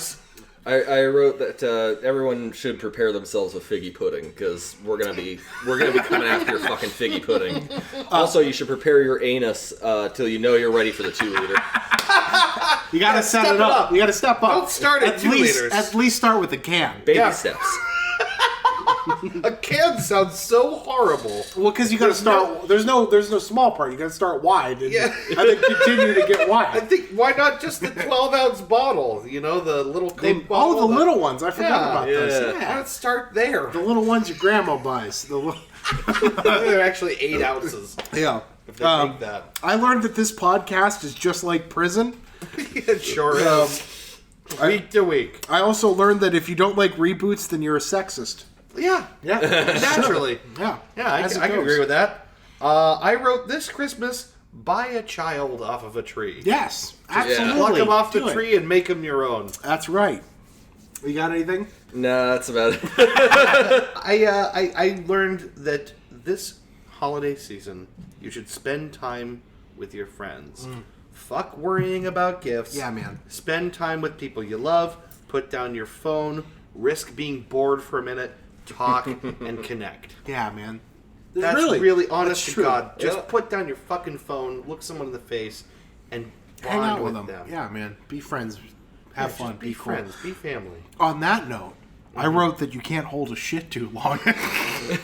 Or it'll perforate your asshole. Right. You don't want to do that. Then you'll start pooping inside your own body. And then how are you going to fit a 2 liter up there? And that's really what the meaning of Christmas is about. All right, everybody. We'll be back next week for our 30th episode. Wow, shit. Yeah, I know, right? This is great. Let's really quickly, let's just say here. Take a minute to appreciate it. Let's 30 episodes. We've been doing this for a long time. We're almost a year into this shit. Yeah. Let me just say, we have some good stuff in the works, man. Yeah, we do. We're on the way. This podcast is going to sound a lot better. Yep, we're about to have better audio. Thank God. We got two gifts. Ben bought the we got the pop screens. We already have the microphones, and now we have microphones, and now we have pop screens. Ben bought us pop filters for the microphones, which is great. We just need a new mixer and stands, and we're gonna have better audio for the show. Which frankly, is really good. I think we should secure that tonight. I think we should do it tonight. Oh, why not? Let's do it. Yeah, let's get it done. I bought a cigar ashtray, significantly less cool. I bought a cigar ashtray for the show, so we're not all just like using this ceramic thing that my ex made. It's true. It is 15 years ago. It is a nice large ashtray, but it has no utility for cigars. Because it just but man, we're gonna have better audio. I think we're gonna square that away, and starting very soon into next year, we're gonna have better audio for this podcast. Yeah, so. I think probably by January. Mm-hmm. So, man. Keep listening around for the same boring, unfunny, fat losers. Right. Now in higher fidelity. Woo! Hell yeah, man. Yeah. Hell yeah. All right, so we'll be back next week. Ben's going to be hosting. It's going to be the episode leading us into the new year. So tune in for that. Mm-hmm. We love you all. Thank you for listening, and we'll see you next week.